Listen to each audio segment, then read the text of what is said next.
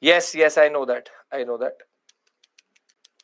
We will do wars today. We will do wars today. Today's agenda is basically first we'll understand very simple point. Are smaller states better? I want your understanding with regards to that. Then I will also discuss with you, should Delhi get statehood? And then we'll discuss regional inequality.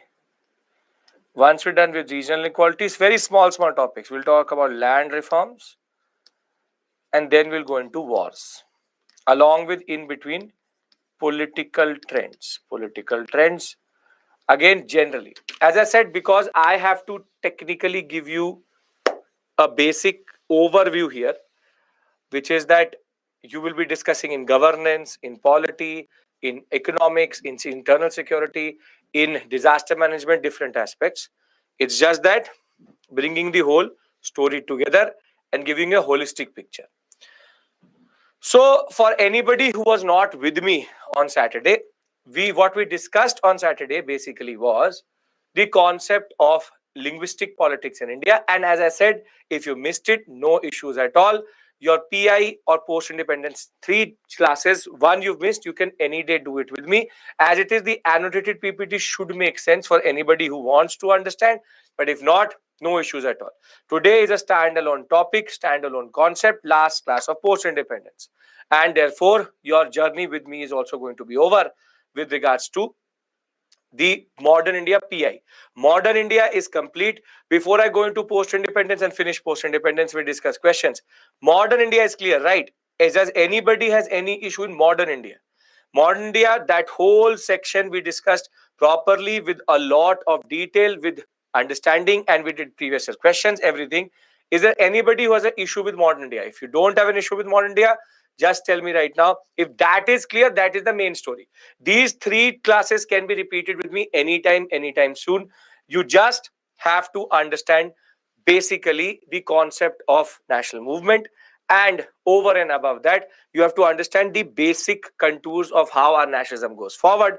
And there should not be anything which is generally bothering you. Small issues, for example, if there are, you can do it multiple times with me, so no issues. Okay. If you've missed classes,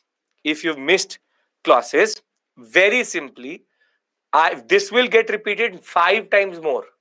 So you just note the class and join me there. You join me there. Pritam, join me for the first class. That will not be a problem. Just have to join me there. As it is, the more we go forward in the story with ancient, medieval, art and culture, world history, you will start to realize that modern India will get more and more integrated. More and more integrated. I will be teaching that. I will be teaching that. No issues at all. Okay. Now, on Saturday, what we did was the concept of the issue related to official language. That why is that we have 2 official languages, and the concept of why in 1950 it was said that Hindi will only be the official language. Thereafter, we have 2 today, English and Hindi, separate story altogether. And then we discussed the concept of linguistic reorganization and the 3 phases of reorganization. If you remember, we discussed the concept of language-based reorganization. Then we discussed the concept of the way it went to tribal reorganization. Then it went into the major concept of regional inequality. And now we're in the 4th phase, 3 major phases.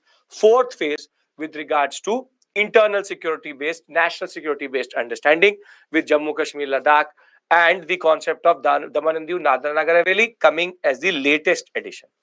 But there was a very simple issue which I need to deal with you, which is that, and this is something which is independent of what we did on Saturday.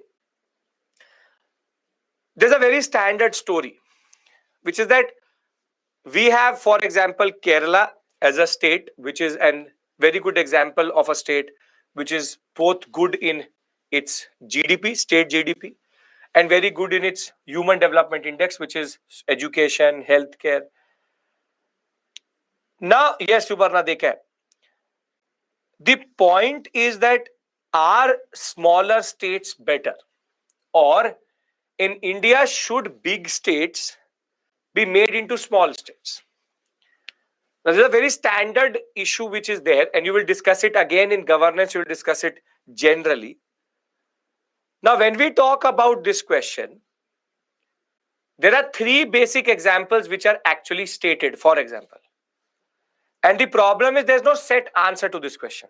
Kerala is an example of good economy, good human development. However, then you have, for example, UP, very good economy, but human development, HDI indicators, health, education, and others are not that good. Then, for example, you have Gujarat, Maharashtra, and Karnataka and Tamil Nadu. Good human development also, and good GDP also. But then you have MP, big state, doesn't work. The Jharkhand, Chhattisgarh sector was separated from MP and Bihar, saying that human development will be better. But these states are now struggling as economically also and human development also. So now the question is that, is the solution to all our problems that we go for smaller states? And as much as you can have an opinion, what my job is to give you a diplomatic answer. Because you can't technically say that, yes, let's go for smaller states. But the problem is that then you divide the existing states into 40, 50 states. And you can't say that, no, we should never divide any state, because that is also not the point here. So how do you steer clear of this concept? Because at the end of the day, there are both merits and demerits to making a state bigger or smaller. So if you're understanding the basic question here, can we discuss the merits and demerits and leave it to your assessment of this issue? Can we discuss that? Okay. So for the first and the last time, good evening, and this is the last class. Tomorrow geography. For the students who've been doing modern polity in morning, you would have received a feedback form. You have to fill that up. Their feedback is important. And once my class is going to be over today, tomorrow, Mukesh sir, when he will come, he will also remind you about the feedback form. You will get it by 7 p.m. tomorrow, maybe, or you've already got it. I'm not sure about that. So it will be over email. You will get it. You just have to fill it up. Okay. So for polity morning, you should have already got it. This holiday is on 8th. Holi is 8th. Holi is holiday. You get it. Tomorrow you have class. Holi is holiday. Holi is on 8th, not on 7th. Okay. Now,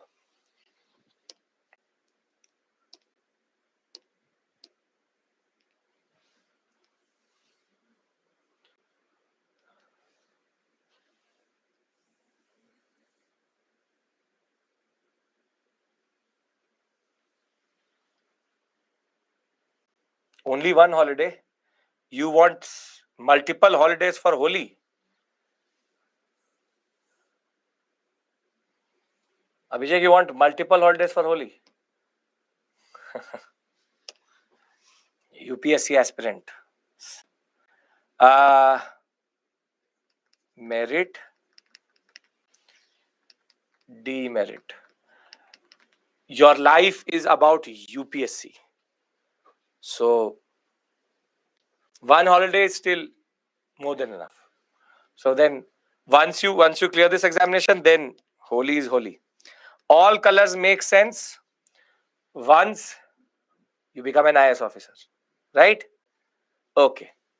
So merit and demerits of bigger or smaller states. Let's go with smaller states. Morning batch, Basit I will take on 11th. 11th April. Morning batch, Modern India I will take. Okay. Well, all of you will become. That is the plan here. Okay. Now, what is the merit? Let's remove the bigger concept itself. You just reverse it and you will get the story for a bigger state. First, smaller state. What is the merit of a smaller state? Merit of smaller state is that you have more effective governance and administration as the boundaries are smaller. This is though a presumption. It is technically a presumption. Then the human development indicators tend to be better due to better governance.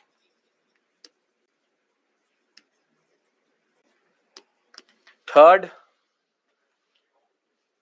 what we call as effective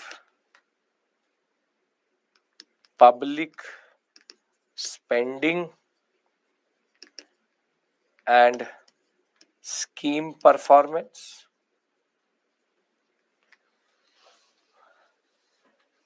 And if you look at it, basically that is the only thing. This means that if there are schemes which are introduced by the government, they are better spent and their performance is also better. And fourth,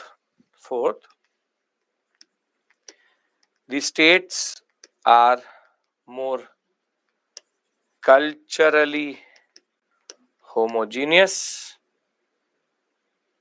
so better cultural harmony. Basically, because it's a smaller state, it creates a better cultural expression of the state itself. Now, what are the demerits? The fiscal viability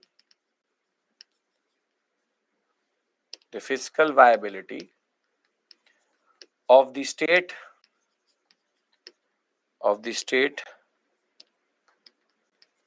is in question. That you make too many small states and you don't know if they can survive fiscally or not. Do they have any budget or do they have any? And the best example for this is Chhattisgarh and Jharkhand. Both struggle fiscally quite a lot. Second, it is a burden on the taxpayer, because at the end of the day, if one state has one administration and that state is made into two administration, then who pays for the salary of these people? Who pays the salary of our executives? Very good. We, the citizens of India, give taxes. The public government has no money. Government gets it from us. So the government takes it from us, and if the government was spending 1 lakh crore on one state, now it has to spend 2 lakh crore because that state has become twice. 2 police, 2 mechanisms, 2 municipal corporations, 2 CMs, 2 MPs become bigger. And everybody is paid out of your and my pocket. So it is a burden on the taxpayer. So while you can get effective governance because the state is smaller, but isn't that coming at a cost? Meghna, we are just discussing these two standard issues and then we'll move to the main topic, regional inequality. We are building up to regional inequality. Now, this is the basic point. It's a burden on a taxpayer. Further, it promotes regionalism and sectarian politics. Basically, everybody wants a state. If you start to divide states into smaller states, everybody wants a new state. Now, this is not something which is good. So again, the more you divide it, the more it becomes a tendency. And fourth is very simply, Fourth is very simply, there is no guarantee of effective governance as work ethic matters. Can you give me in writing? Can you give me in writing that if I make a smaller state, it will be better in governance? Can you give it to me in writing? No, because if the work ethic is about corruption, then big or small, it is going to be the same only.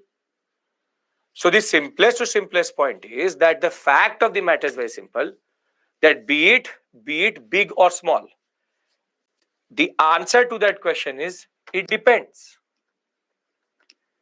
It depends. It depends on what is the concept, and basically how it is going to be implemented. Now, why am I doing this question with you? Because I want to show you a question. And let's see how if we can answer that question now. Look at the second question. Discuss whether the formation of new states in recent times is beneficial or not for the economy of India. Now, this basically is the type of question which comes in the examination. Now, you tell me one thing. Can you take either side? That it is not beneficial and it is beneficial? No. So, basically, you have to show now to them two aspects. So, for this type of question, you will say that when it comes to state reorganization, a lot of factors are at play. However, the formation of the new states have both been beneficial and non-beneficial for the Indian economy as a whole. As a whole, don't give examples. Never ever give examples in these type of questions. You don't know who is coming from where, and you don't know where the examiner is from. If you start to say that his state should not have existed, would it actually look good? You tell me. Don't give examples in these type of questions. Can't say, you don't know who's checking the paper. So in this question, you are going to very simply walk the middle line. So you will say that yes, there are multiple factors. Now, what is the first aspect? The beneficial part and the non-beneficial part. Beneficial, non-beneficial. Now tell me, how has beneficial aspect been of smaller states? Beneficial aspect has been that because of better governance meant that better use of resources. Better use of resources meant effective addition to state GDP, and therefore the state GDP of a state, was able to get boosted. You can make it either a table or you can write it in paragraph, totally your call. And more than that, the infrastructure development due to more spending, and because the state became smaller, so the rural sector got connected with the urban sector more. You can write whatever you want to write. It's just about writing the aspect that rural urban got connected, smaller states are better, or the reorganization has been in that context.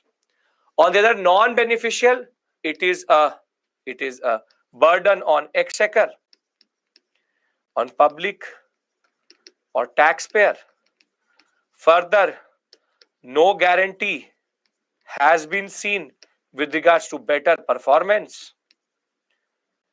It also leads to the bifurcation of resources. Basically, there are both. SGDP means state GDP. There is also the question of viability. If you look at it, there is enough material to write for both. It was also leading to more demands and regionalism. So this type of question has no set answer. And you can just conclude by saying, here the conclusion matters. You will just conclude by saying that overall, the new states in recent times has produced both beneficial and non-beneficial factors for India as an economy as a whole. Keep it in the middle, leave it. Don't have to become a judge, jury, executioner here. Just leave the answer at the midpoint. Leave it so that you don't have to provide data, you don't have to provide your opinion, don't have to get caught up. Because if the paper is getting checked, it is not getting checked by officers. It's not officers, it's teachers. It's a paper setter, mostly professors. If they are coming from a state and you start to write that this state is bad, this state is not good, it should have done this, it should have done that, it should not have ever created. Never do that. UPSC, it's all about being on the middle line, about the middle line. Now, the first question also, which is the latest question which came in 2021, everybody's done the first class for sure. Can you tell me, can you answer the first question? Assess the main administrative issues and socio-cultural problems in the integration of princely states. So administrative issues, basically, this is the test question which I gave you.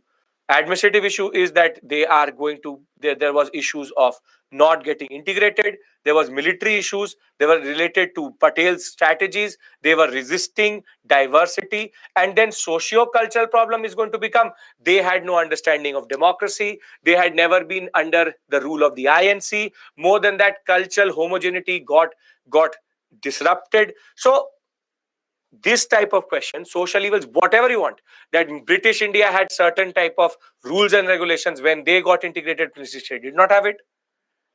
So you can see that the questions are, and this is the whole purpose of discussing this issue with you, that the questions, this is why I'm doing the questions first and then I will do the topics.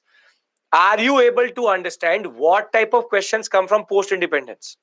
Because there is a lot of data, there's a lot of stuff available in the market, but a lot of students get caught up in that data. The question is very extemporish.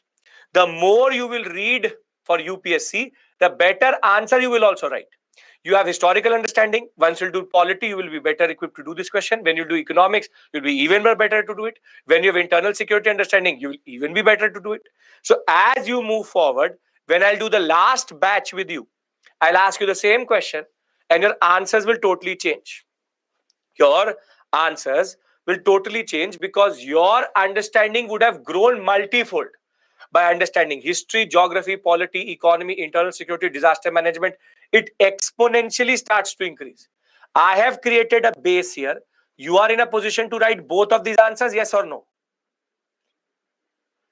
Yes, you are. Now it is about how it technically pans out in the longer perspective. Because there is no set answer for this. It's about how you are able to use the given information which you have. Now that we understand the merit and demerit, there's one more issue I need to discuss with you, and then I move into regional inequality. Can I discuss that with you with regards to Delhi? With regards to Delhi. Delhi? Okay. Now, as you know, Delhi is a very special type of UT. It's a UT which has a legislature. And there's a lot of tussle which is going on in Delhi today.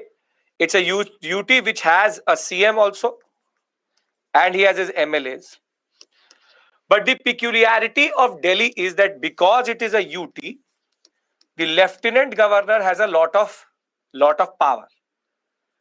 And when it comes to the legislative division between the CM and the governor, while there is mostly in any UT where there is both a governor, a lieutenant governor, and legislature with regards to CM, it's mostly that the lieutenant governor works on what we call as the union list and the legislature works with the state list. But with regards to Delhi, there's an exception. Out of the state list, police, law and order, and land, three things which fall under state list are technically not given to the CM. They fall under the Lieutenant Governor, and therefore there has been a very long standing tussle between and right now between the CM of Delhi and the Lieutenant Governor. And the demand has been that Delhi should be given full statehood. This special status doesn't work. The equivalent to this is going to be like reserved and transfer subject. It's like hierarchy in a way. But the basic point of the matter is that police, law and order and land is not with the CM or the MLAs. Now that raises a question that does Delhi as a state make sense? Does Delhi as a state make sense? First, I'll take your opinion. If you believe that yes, A, B, if you believe yes.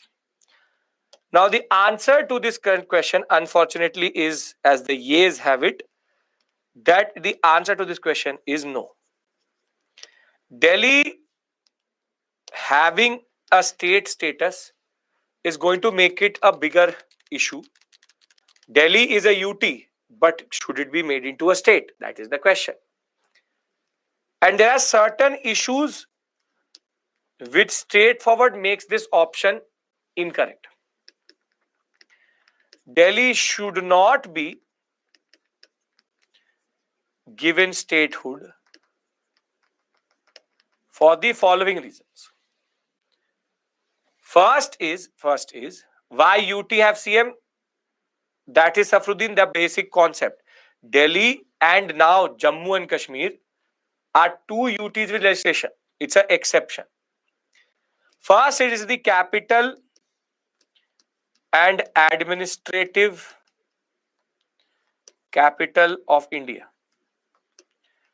which means that all executives, yes, Puducherry also, but I'm discussing the dynamics that way. All executives, be it the Prime Minister, be it the President, be it the MPs, be it the Cabinet and the legislature with regards to the Parliament, all are situated in Delhi. Now, for example, today if the Ministry of Home Affairs wanted to expand its office because it has much bigger load, if Delhi is a state, who has the power to allocate land? Who has the power to allocate land? The CM. So if there is no same party, for example, exact same situation today, if there is Kejriwal and if there is a tussle between the central government, will he allocate that land? No. But in the end, who suffers? Who suffers because of this politics? The country. So the people of India suffer because of political issues. So the politics around land and law and order is a problem in itself, that he will not give it only. But what is more dangerous is, in Delhi you have the army, the air force, both sit in Delhi. Now today if the army wants a little bit of more land, they will go and plead to the CM. Makes no sense. The center should be capable of giving the army and the air force any amount of land if needed for the security of India. Now there is also an issue of national security. That if the police goes to the CM, he does not like an MP. So should we remove the security of that MP? No. So when it will come to the politics, won't it threaten our national security? That our executives are literally pleading to the CM for security.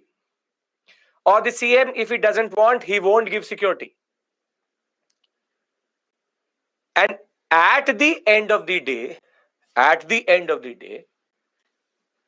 Delhi needs to be with central control, as all machinery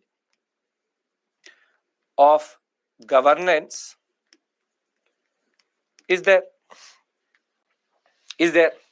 From every bhavan to everything is with the Delhi government. And in a way, if the central secretariat, if the north block, south block, they are not fully provided the proper level of security, then it is a problem. So very simply, the concept of Delhi getting a state, Delhi will be fiscally viable. That's not an issue. The demand for Delhi becoming a state is a proper political issue. That is the basic point. No, Delhi's CM's power is not to just provide free electricity. It is to provide much more than that. But you can't jeopardize the national security. See, what is the difference between a UT and a state, Preetham? Basically, when you are a union territory, you are coming under central control. When you are a state, you are basically a federal structure state. You legislate on state list, and a UT can only legislate. In a UT, it is under state, so this law is under the center. So the law is made by the center for the UT itself. But Delhi is a specific case, it is a UT with legislature. So basically, you can't have the politics. You can't have the politics of CM and PM and CM and COM and these things affect our national security and our governance. So are we all in the position to write about this in the examination? That does it? No, Puducherry does not have the same problem, because Pondicherry is not the capital of India. It does not have the parliament. It does not have the machinery which needs. You need to understand, if the Prime Minister's house and the President's house and everybody's house, the Rashtrapati Bhavan is in Delhi, Delhi has a major issue, because Delhi does not have random, it's a administrative governance capital. If politics starts to happen over these people, if the Prime Minister's security, if the President's security, if anything gets jeopardized, it is an issue. So you need to be very clear what you want. And Delhi being, and it's not something which India has. Abhinav is right. All embassies are also in Delhi. So you can't have that the Chinese embassy is not getting security and the other embassy is getting security. It's a very sensitive matter. Can't leave the security to the politics of PMCM. Simple point of the matter. I'm again repeating myself. Delhi statehood demand is a political demand, capital and administrative center of India. Therefore, see, UTs having statehood is a separate issue altogether. Delhi having statehood is a separate issue altogether. Politics around land and law and order and police cannot work. And Delhi being the central part where the center sits cannot have state-based center-state politics over it. Cannot do politics over this issue. Are you getting my point?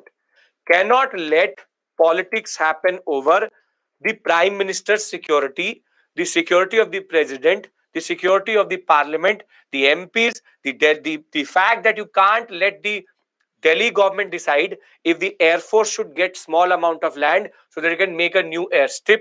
Simple point is, in other countries also, there is a simple point. Be it Washington DC, it's a specific center controlled area in America. In US, in Australia, Canberra, again center controlled. Basically, across the world, mostly capital cities are center controlled. Okay. We can remove statehood of Delhi. Delhi does not have statehood only. Okay. It cannot be a give and take relationship. That's the basic point. Okay. Puducherry, Amanda, there's no issue.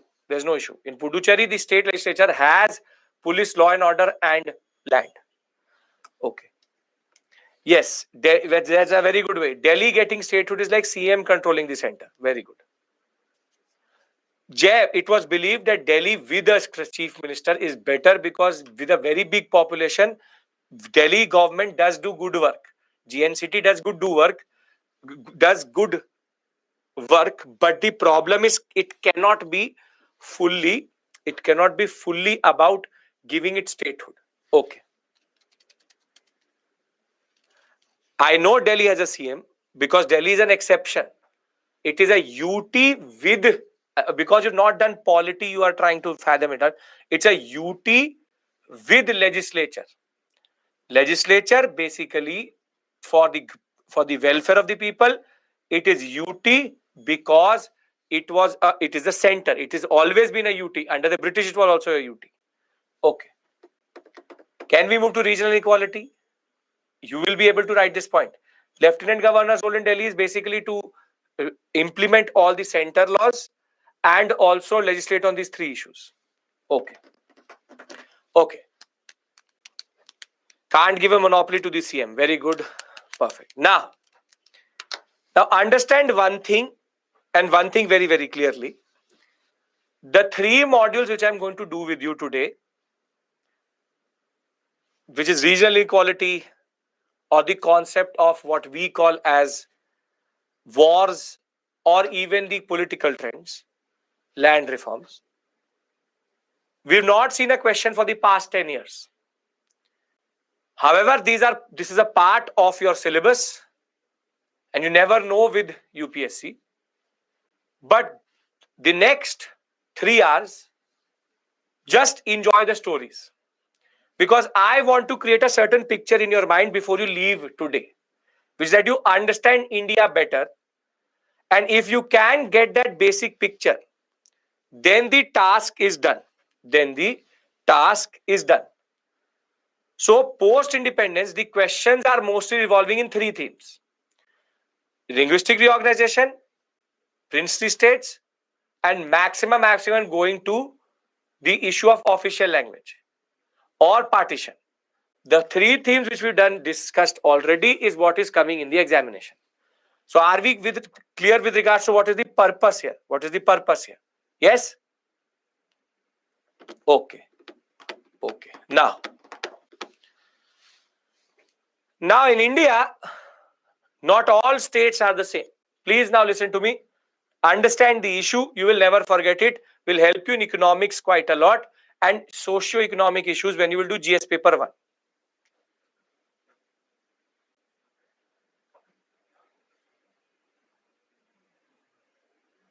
No, as of right now, Sai, they aren't. Praveen, for the welfare of the people, they can't manage so many. It's about welfare. Okay. Now, in India, not all states are similar. Not all states are culturally similar. But when it comes to economics, certain states struggle and are struggling, and certain states are flourishing. And the problem is that the way India is developing, it is not helping. So for example, Gujarat, Maharashtra,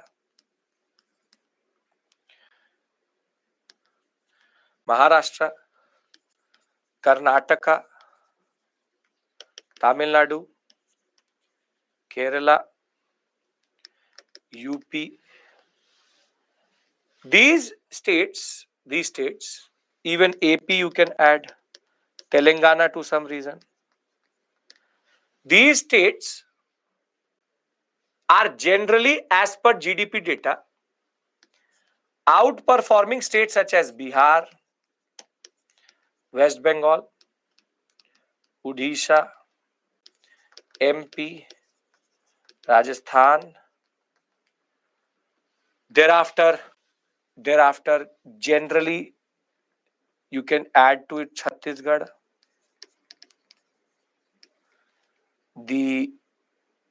I'm discussing technically big states also: Assam, Jharkhand, So it's not that Uttarakhand comes in between somewhere. Jammu and Kashmir now a UT. Punjab is a good performing state. Punjab, Haryana. So basically, if we talk about this set of states, if we discuss this set of states, in between will come, for example, HP, Uttarakhand, neither, in between. Goa, same type, in between. Now, what I'm trying to say is that in India, not every state is the same. Northeast will come in between, again, whole Northeast, because they're small states, can't expect them. So there are two set of states in India. MP will come here, again, MP is here already. Now, this means that in India, there is regional variation and there's regional inequality.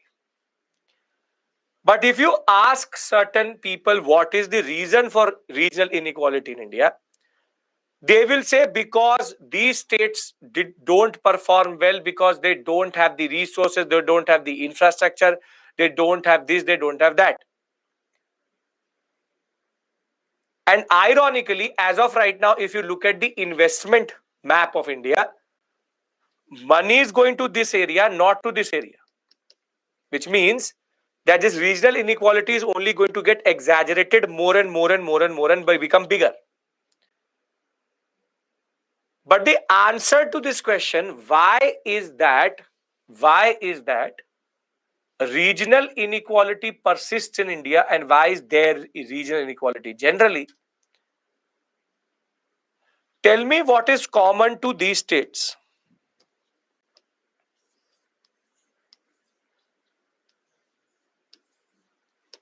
What is common to these states? Go to your no, not population. Go to your modern India and tell me. Very good, Bhupendra. Very good, Abhinav. Great. Very good, very good.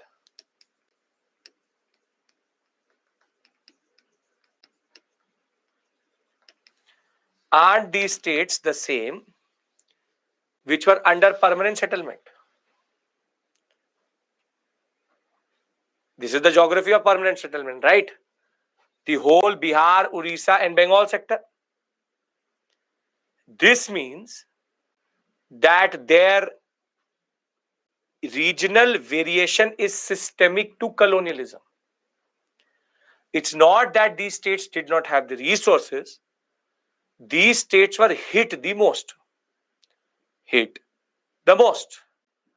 And whilst we had Rayatwari settlement areas, they perform a little bit better. For example, the whole of peninsular India. The fact of the matter is that the regional inequality in the states is extremely systemic. I will tell you why is that it has already been 70-75 years and they've not come forward. That's a separate issue altogether. But first is about understanding the issue. The issue is not that they never got anything. It's the fact is that their baseline was very, very less. And for that, you need to understand one more thing, is that in India, as it is, there was land revenue, then commercialization, then drain, then this and that. When we talk about any form of industrial development, it was either in Bombay or in Madras or in Calcutta.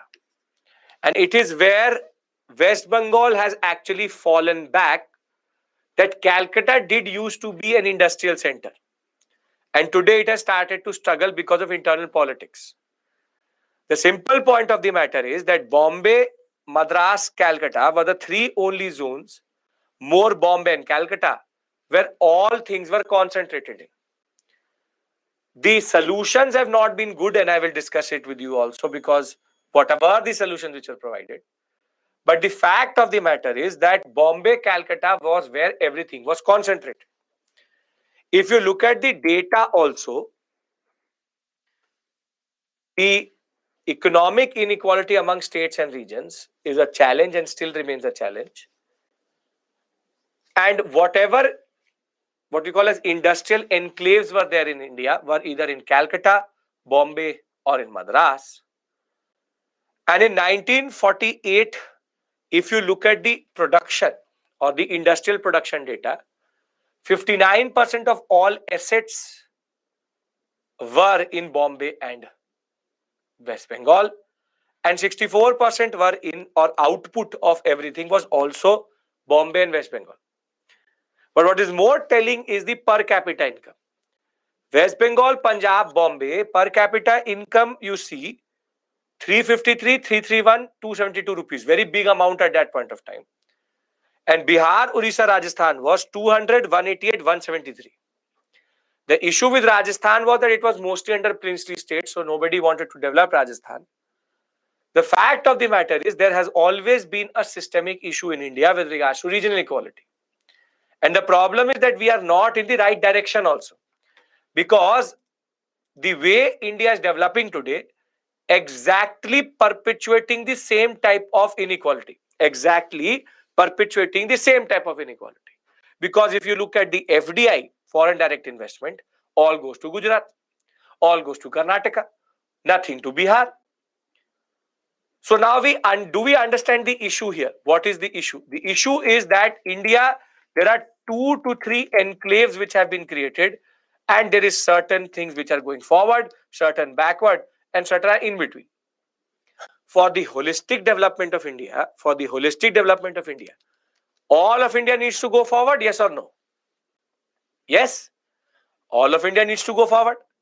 However, India is not in a position to go forward fully because certain states are holding back or are falling behind. So now, the fact is, what have we done since 1947? What have we done since 1947 to find a solution for this?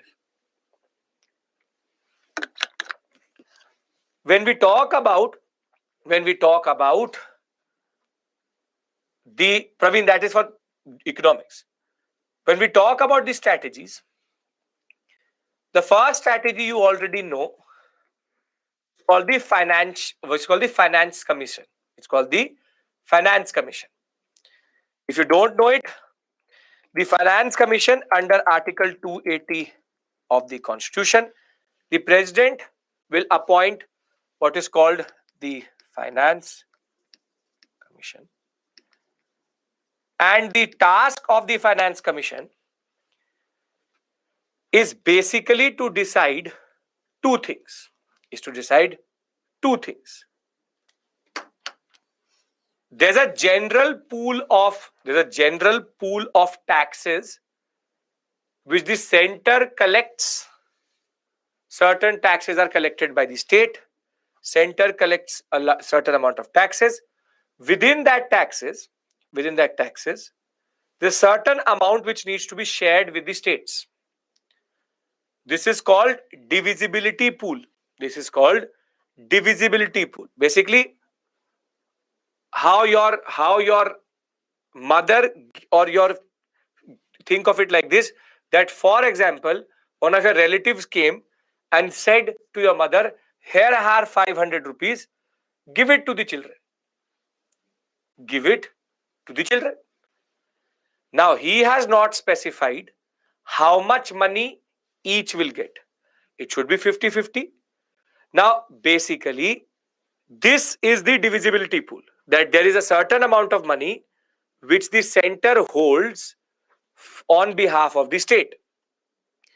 Now, what the Finance Commission decides every 5 years is how will it get divided vertically and horizontally.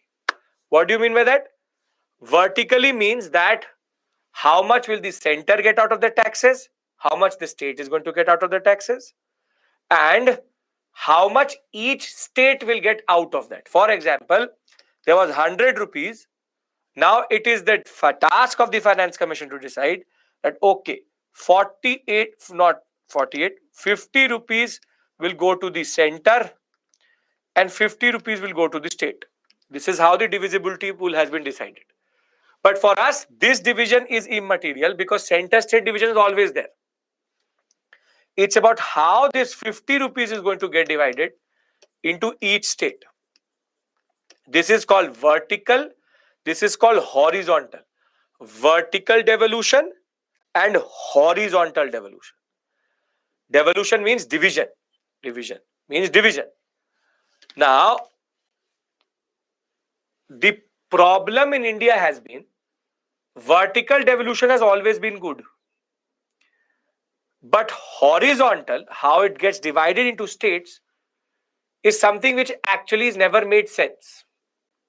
Because if a state is if the state is struggling, should it get more out of the 50 or less out of the 50? So it should get more. And if the state is well performing, it should get less. Agreed? Because it needs more assistance and one needs less assistance. But the problem is that the way these states have become so dependent on this money is that even after allocating them more money, still they are not performing well. Still, they are not performing well. Can I tell you why they are not performing well still? States have their own income and the center also holds certain amount of income for the state. Okay. And the problem is that there's a concept. When you do expenditure, you have two types of expenditure. Again, you will do it in economics. One is called revenue and the other is called capital. A revenue expenditure is one which is consumptive or what we call as recurring, non-asset producing, and this is called asset producing. So if for example, if the state makes money, takes the money and makes a hospital, it's a capital expenditure or revenue expenditure? It is a capital expenditure because a asset was created. If they take all that money and pay it in salaries of the bureaucrats, revenue or capital? Revenue. So basically, anything which does not create an asset and is consumptive, salaries, pensions, interest, loan repayment, not repayment, but interest payment. The fact of the matter is what these states have been doing is that basically, no, the horizontal devolution is not decided on the basis of money gathered. No, it's about on the way the state is performing. Asset means any form of building, any form of thing which is a resource for you. If it creates resources, it basically is good. Now, what these states have been doing is they have been getting more road, bridges, schools, colleges, hospitals, new bus stands, mandis, tunnels, whatever you want to say. Now, basically, what these states have been doing is they've been getting more and more money from the center with regards to the way fiscal commission or finance commission is divided, but they are spending it in revenue. So they technically are burning more cash. They are burning more cash. They're literally burning cash. So they take the money and they burn the cash. They take the money and they burn the cash. Every time they take the money, they're burning the money. Burning in the sense that no asset is created. Now, this becomes a vicious circle. This becomes a vicious circle because you will get money, you will burn it, you will get money, you will again burn it, you will get money, you will again burn it. Now you are basically dependent on this money. And that is why the impact of the Finance Commission on regional equality has been zero. Because the Finance Commission says give more money to Bihar or to Jharkhand or to Chhattisgarh. They take the money and they pay it to the salaries of the employees because they don't have the capacity to pay the salary of the employees also.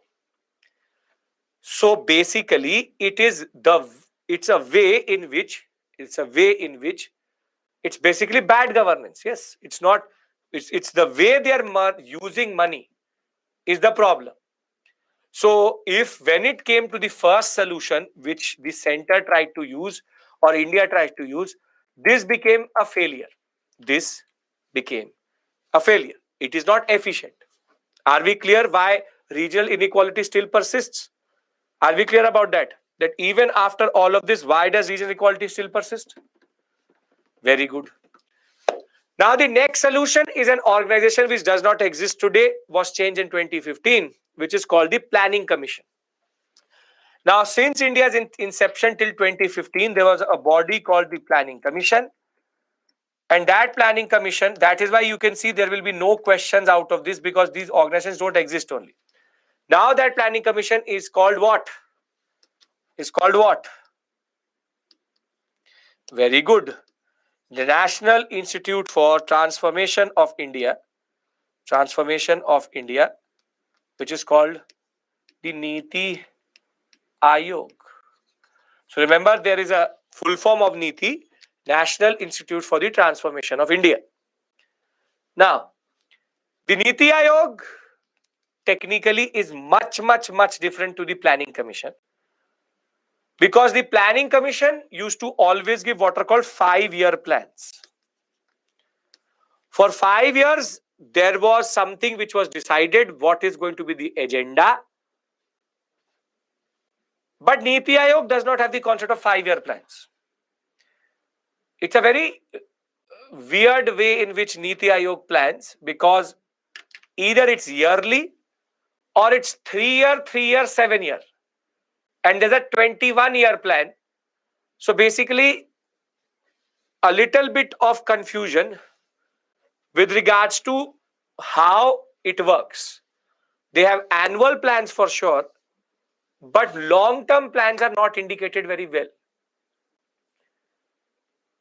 But why am I discussing Planning Commission with you? Because when the Planning Commission comes into existence, it was given a very important question.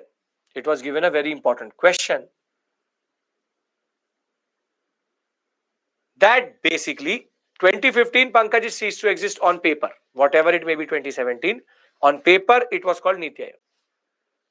Now, the Planning Commission had to decide, where do we put our money?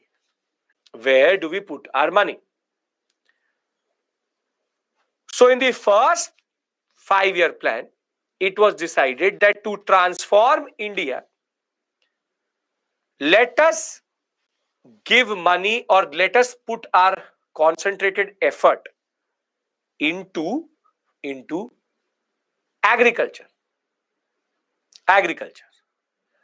Agriculture, 60%, 65% of the population.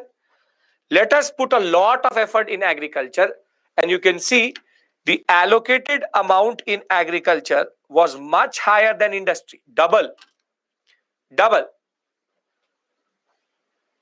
But the problem was that in agriculture, there were so many systemic issues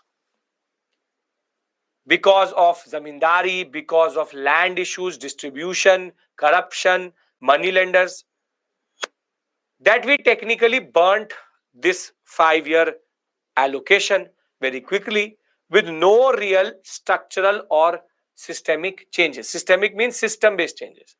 So systemic change was not there only.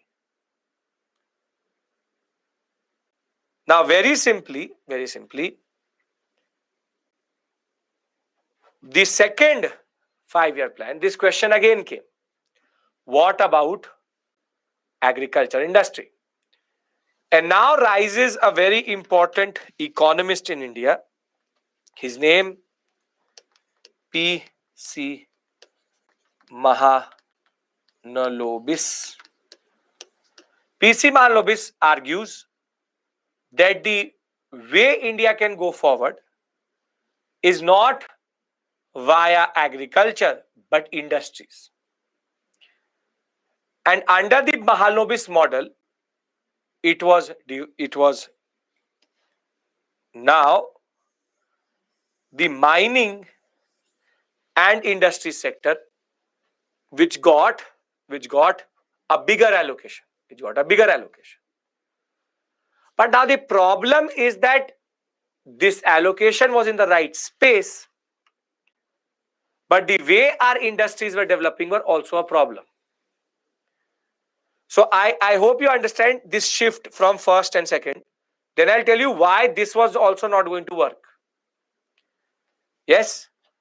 Now this didn't work for a very simple reason. Because till 1991, there will be what is called as the license Raj in India.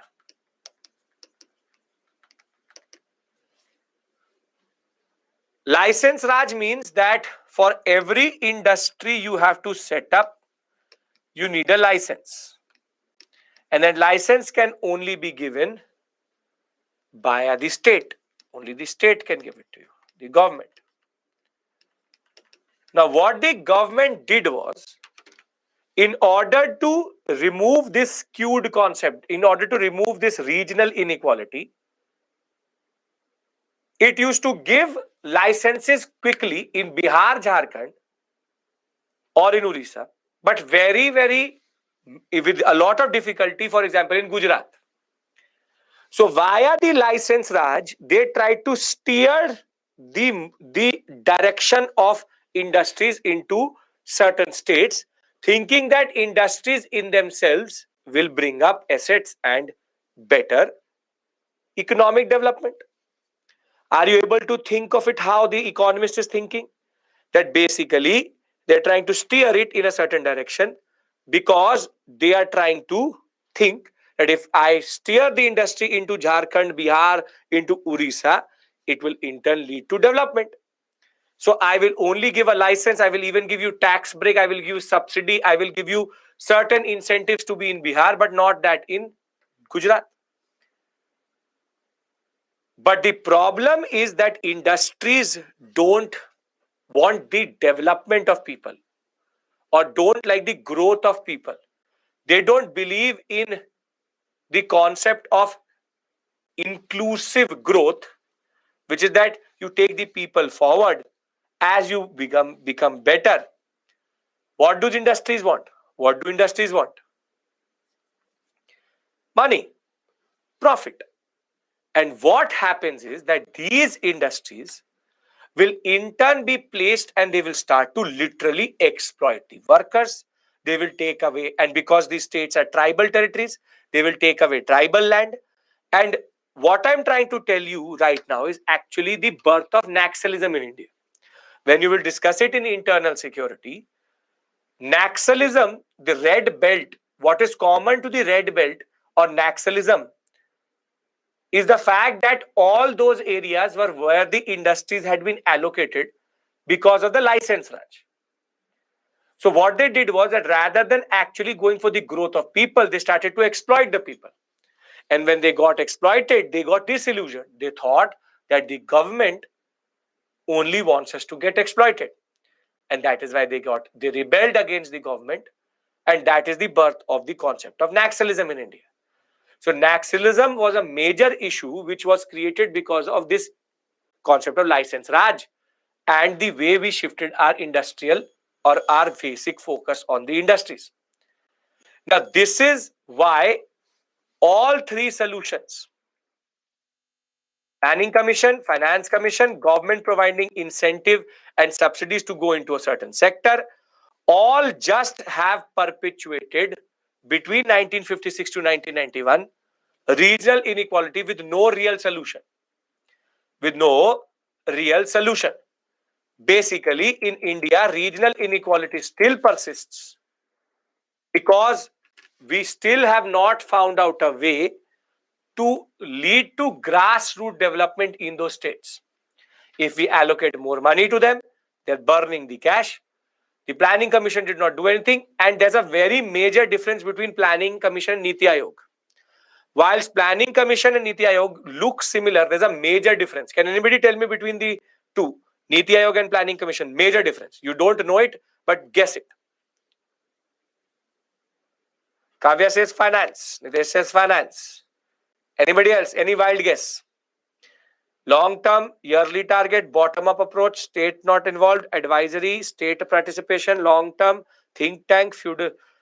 Yes. So you all are revolving around that issue, but the first two said it. See, the Planning Commission used to talk about schemes, but also allocate the money.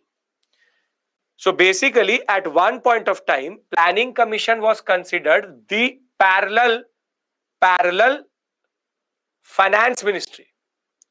The chairman of the finance commission had more power. The chairman of the planning commission had more power sometimes than the finance minister. But under Niti Aayog, what has happened is Niti Aayog only plans. Money is allocated by actually the finance ministry. So therefore, what is believed is that the planning commission both was a monster and had teeth. But what the problem with Niti Aayog is, it is a toothless device or body. It can talk about a lot of things, but it can't allocate the money. On the other hand, Planning Commission cannot basically only have the concept of what we call as a body which can allocate also, which can talk also. Niti Aayog talks a lot, but does not allocate. So basically, Niti Aayog is just a think tank, as we say. So it's a good way of planning, but there's a major differentiation. So if though they're not asking question out of this area, if they ask you that why does regional inequality persist in India, are you in a better position to understand or write an answer or 4 basic points? Why? Because Finance Commission has not been able to find a solution. Consumptive revenue expenditure. The Planning Commission as it is does not exist. Niti Aayog does not have the vision. Third, license Raj and license incentives were in turn led to more of internal issues with regards to people getting exploited by the industries. Are we clear with regards to this? Why is there in India regional inequality? Again, as you can see, whatever I'm teaching you right now is not basically very difficult or very conceptual. It's like opening up your eyes. I'm trying to create a picture of India today and what are the basic issues today. In the first class, I told you challenges. Second class was again challenges, but with regards to linguistics. Today, basically, we are trying to understand how is that. There's no book for this. How is that India still has a problem of regional inequality? Yes? Okay. Yes, that is true, Arshia. That is true. Why Niti Aayog budget planning does not? Because Gagan, Niti Aayog executes the budget. The budget is done by the Finance Commission. Okay. Yes, this is in a way, yes. Finance Commission not. Finance Commission allocates according to certain indicators, but it also gives the most important indicator is what is the most important, which is the state which is struggling in that way. Okay. So very simply, regional inequality in India persists because of systemic issues. It happened because of the way the British impacted India. However, since 1950, we have not been able to find an effective solution to make sure that regional inequality is gone. 4 solutions I discussed with you, but the problem is that they interlocked each other and created a mess which does not work today. Can we go to land reforms? Is this clear? As I said, you will see when you will discuss what we call as economics, you will develop this further. You see, all topics here are very broad topics. I'm trying to talk about post-independence and talk about post-independent India. So very simply, you have to understand what are the issues which persist. I'm trying to tell you the genesis. There is no solution to regional inequality as of right now. There's no actually definite solution as of right now. Government still does not realize or that technically have understanding how it will actually work.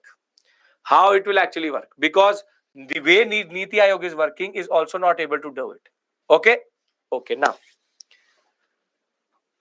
now this topic, and then we take a break. Land reforms. Is land an important resource in India? Again, we brainstorm together. Is land an important resource in India? Yes. So, brother, father, son, any combination of relatives are ready to kill each other for land in India? True. Yes. It basically, for land, we will even kill our own father. Sad but true. Now, when India got independence, there's a major issue. The issue is that there are three basic problems in our agriculture. First, that land is concentrated in few hands. In few hands.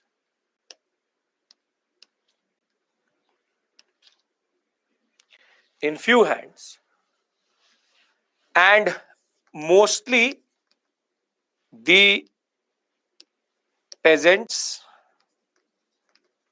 are landless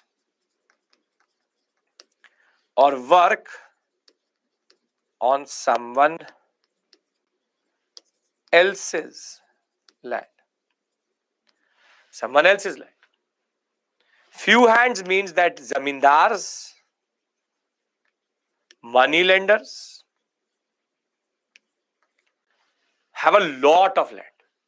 In India, acres of land.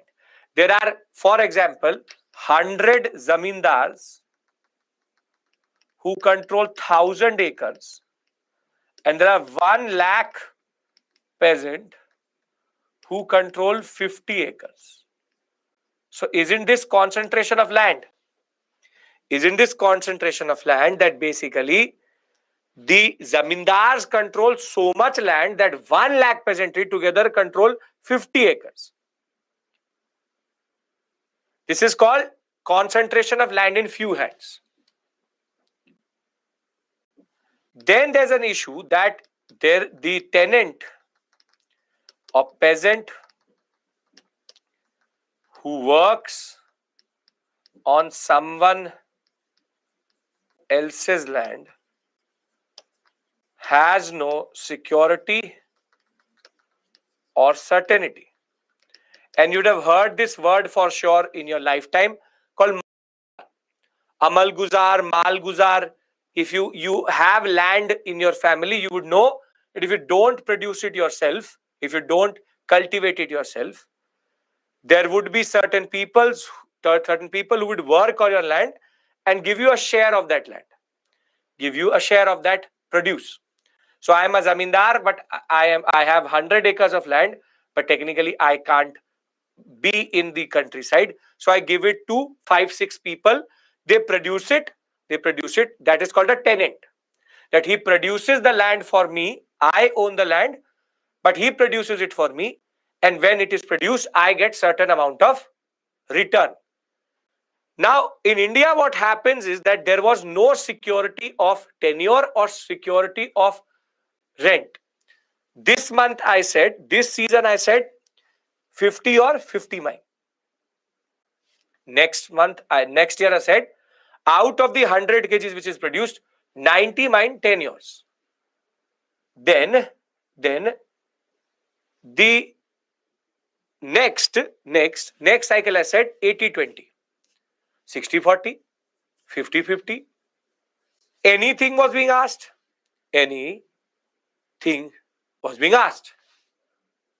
So very simply, land reforms were not, or rather, land reforms were needed, but tenant reform was also needed because tenants had no security only.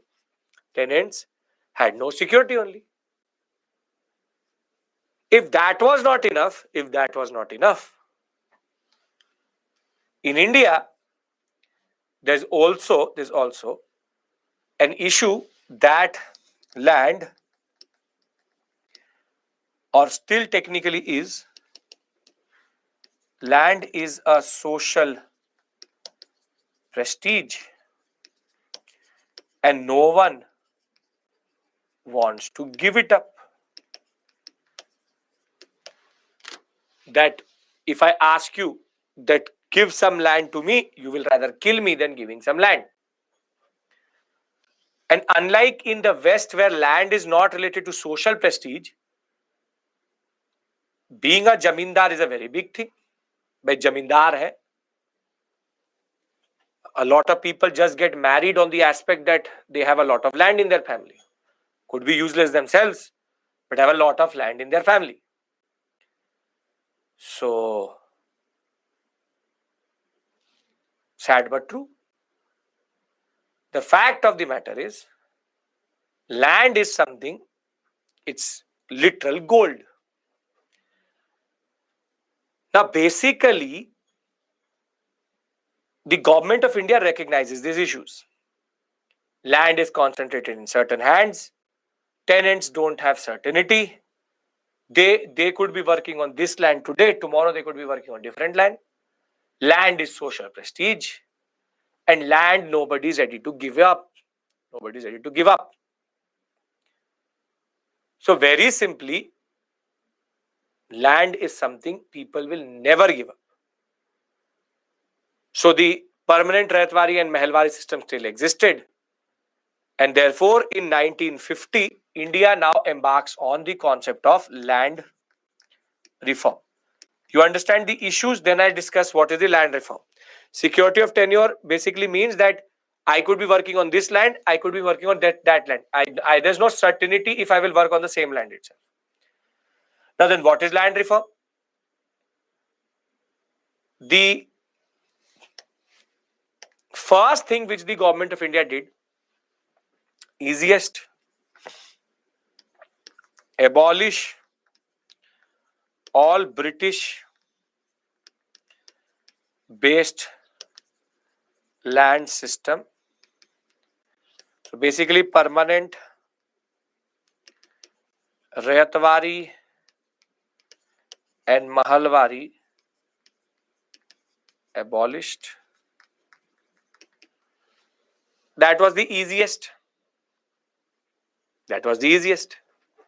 Neil, I am taking as 1950 because once the constitution comes through, then we believe that Republic of India is working. And as it is, India was burning on three sides. Nobody cared about land right now. Now, the next thing which they did was introduce tenancy reform. Under tenancy reform, they introduced the concept that every tenant should have security of tenure, of rent, and of future ownership.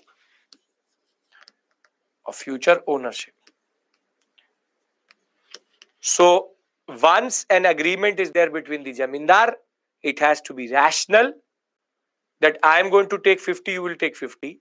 It has to be that you and me are bound together for at least 5 years or 5 to 6 seasons.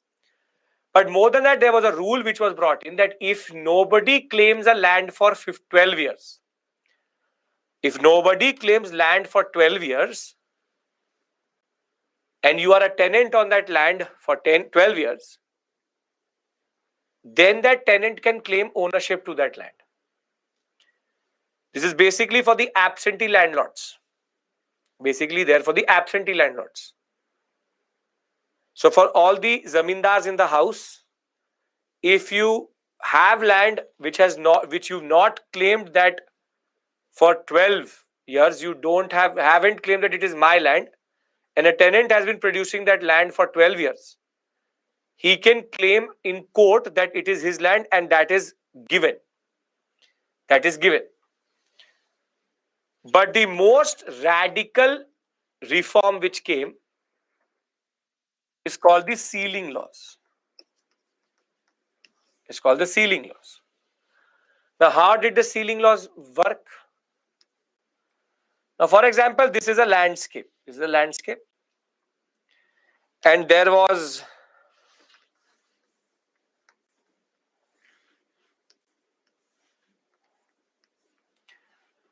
this person has 100 acres, A, 40 acres, B, 100 acres. Then there were small peasants, 1 acre each, 50 acres, 20 acres, and peasants with half acre each. Now, A, B, C, D, E. Who is the biggest landlord here? Who's the biggest landlord here? A and C? A and C.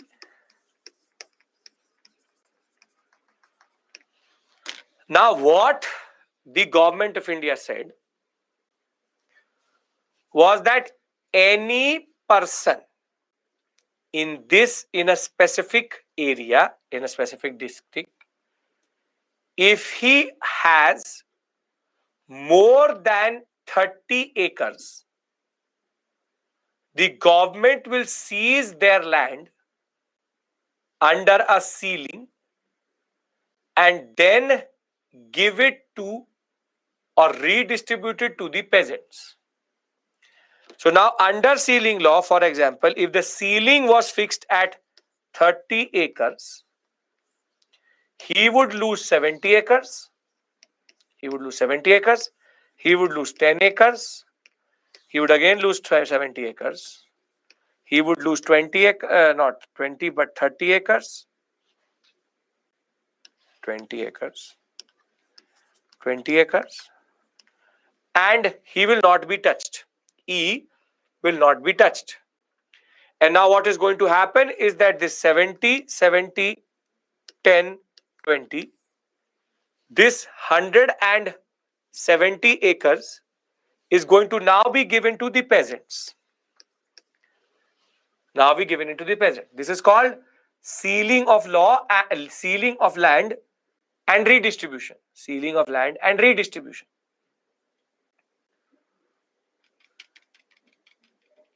Now the problem is that it's a good law. Sealing not according to fertility, nothing. It's random. It's just that how much sealing the government decides. So on paper, this law seems good. That you can take out the 170 acres and then give it to the peasants. That simply the government seizes any amount of land if it is under or over a certain ceiling. That is what's called sealing. If I Abhishek Mishra own 100 acres under my name, I cannot have it under my name. And I will tell you how people found a solution for this. I will lose 70 acres if I don't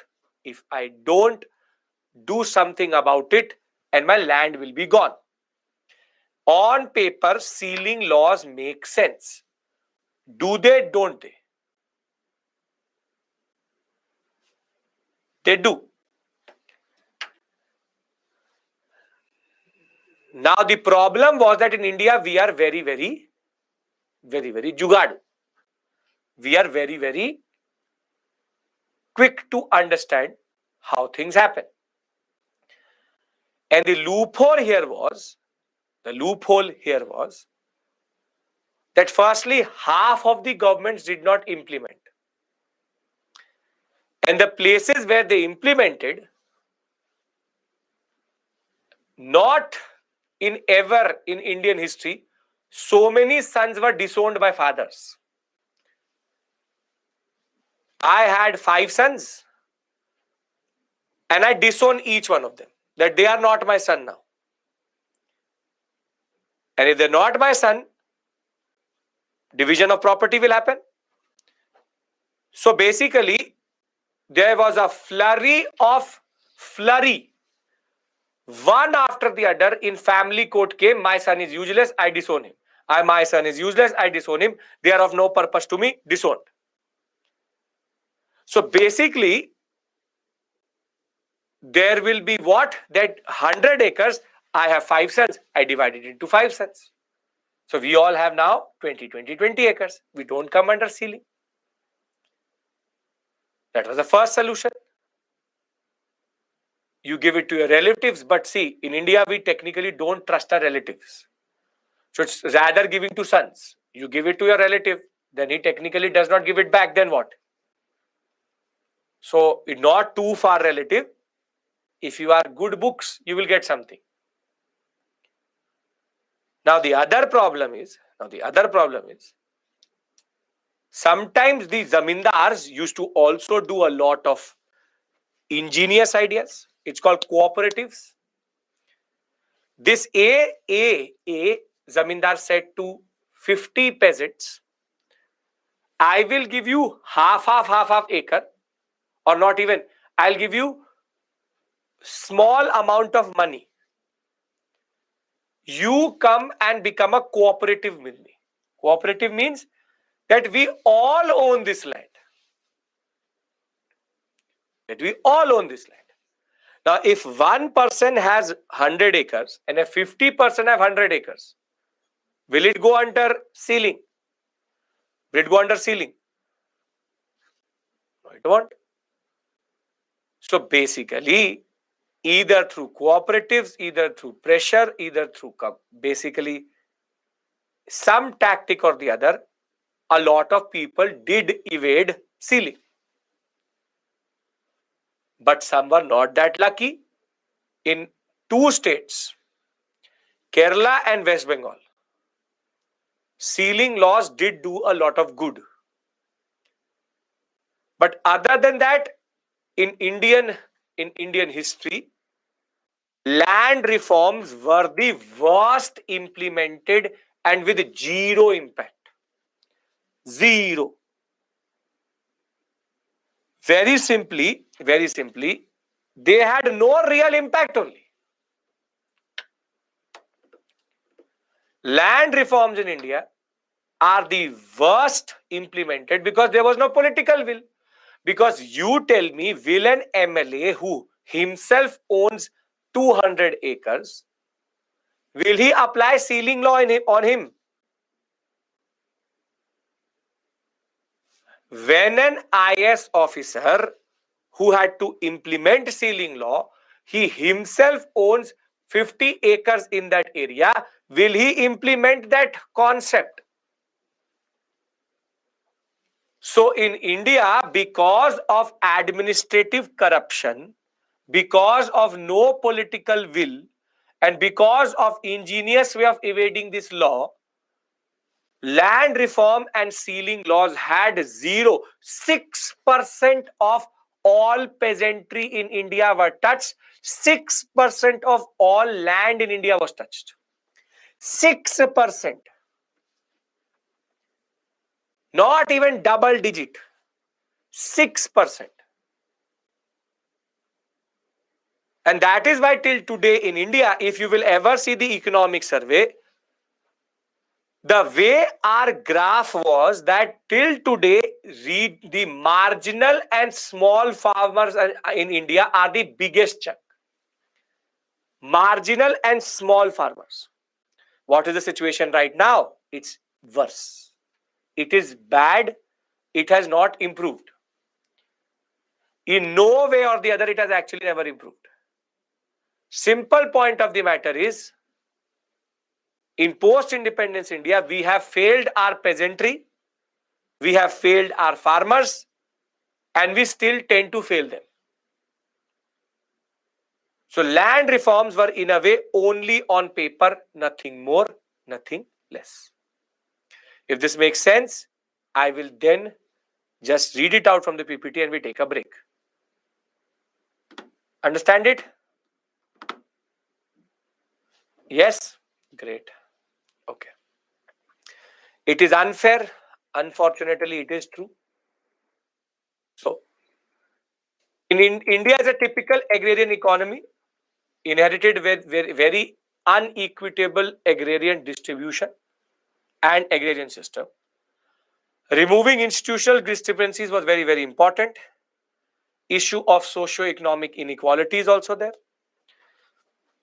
Increasing agricultural production. And generally, the problem is that in India, land needed to be reformed. But however, we never did it in the right way. So when we talk about the process through which we did land reform, abolition of intermediaries. Under this step, the age-old exploitative land tenure system of zamindari, mahalwari, royatwari was fully abolished. This was the easiest to do. Then we went for tenancy reform. We fixed the rational rate of rent to be paid by sharecroppers or tenants. Security of tenure, so that he knows that he can work on that piece of land for a long period. Then ownership rights to tenants, so that the landless masses could get the final right to land they plow, land to the tiller. So if the land is given to the person, he can become better as an economic concept. However, the biggest drama which was done, which was only implemented in 2 states, redistribution of land among landless poor under the ceiling laws, except for West Bengal, Kerala and Andhra Pradesh partially. Consolidation of land only succeeded in regions of green revolution and remained marred with loopholes and corruption. Cooperative farming, which was high socio-economic moral base, was not only used by the big farmers to save their land from the draconian ceiling laws. The tenancy policy has now changed quite a lot. Achievement. Tenancy reforms provided tenants with rights only 4% of all total operable land and 11 million tenants. Redistribution of land was in 2% of total operable land, 4.76 million people. Altogether, 6% of operable land. Operated land means the land which is cultivated. 6%. And that is not a big thing. It's not a big thing. We should be ashamed in the way we actually did it. Because we actually had no political will. Land is considered a prestige, a symbol of social prestige, status, identity. Therefore, people were not ready to give up their land. Lack of political will also affected land reforms. And rampant corruption in the public life, political hypocrisy, leadership failure is what technically made everything useless.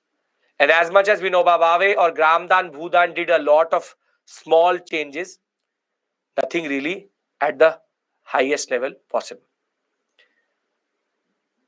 Can we take a break now? Is everybody with me till this point? Are we clear about all of this? As I said, topics to enjoy. I'm trying to tell you about India. Let us do a Bharat Darshan with regards to its history. Right? Now, when we come back, we will discuss the concept of political currents, which is one-party domination and 2 coalition politics. Now, one-party domination means Congress, Indian National Congress. And we will discuss from 1950, 51 elections to 67, things changed. I'll also give you a brief overview how the Congress which you see today, this one, is not the Congress which gave us independence. Because Congress got split up into two, Congress O and R under Indira Gandhi. We'll talk about Indira Gandhi. We'll talk about Garibi Bachao. We'll talk about the emergency very briefly, though. I don't have to go into the political aspects or the political mechanism of it, but rather the way the emergency came through and what happened afterwards. I'll read still our Prime Minister. Again, half an hour discussion maximum. Then the longest discussion we have today is going to be then wars. Wars. I'll start with 47, 62, 7, then 65, 71, and the last war we ever fought with Pakistan, 1999. Again, as I said, there is nothing to be asked here because nowadays the questions are not revolving around these issues and have not revolved around. So under this government, you don't expect a question with regards to give me the history of the Indian National Congress. That we don't expect. As it is, that's an irrelevant question. So whatever I do after this break, just have to absorb it. Don't have to worry. That is why I'm been telling you, modern India is where the real learning and conceptual clarity is. Post-independence is just for mains. One question, you just have to understand the larger issues. So I hope we all are on the same page with regards to the purpose of the discussion. Last class, we close everything together so that you have an idea about India generally. Yes? No, it is not commonly asked in personality test also. In personality test, your personality is checked, not India's personality. And current affairs based concepts which are happening today are not what I'm teaching you here. I'm rather creating, see, if you realize it, I'm creating bases for every subject. I've created the base for anything which I will teach, ancient, medieval, art and culture, post and world history. I've created the base for what we call as internal security, for base for the concept of polity, for economics. When you will do in economics, you will also do land issues. In polity, you will do emergency. In governance, you will do emergency. But I am just giving you the larger picture. So when you go into that class, you are not clueless, right? We'll discuss all Indo-Pak wars. Don't worry about that. But the questions will not say discuss how India won the war. Those type of questions don't come, right? Can I take a break now? Very good. So it is what? 6:41.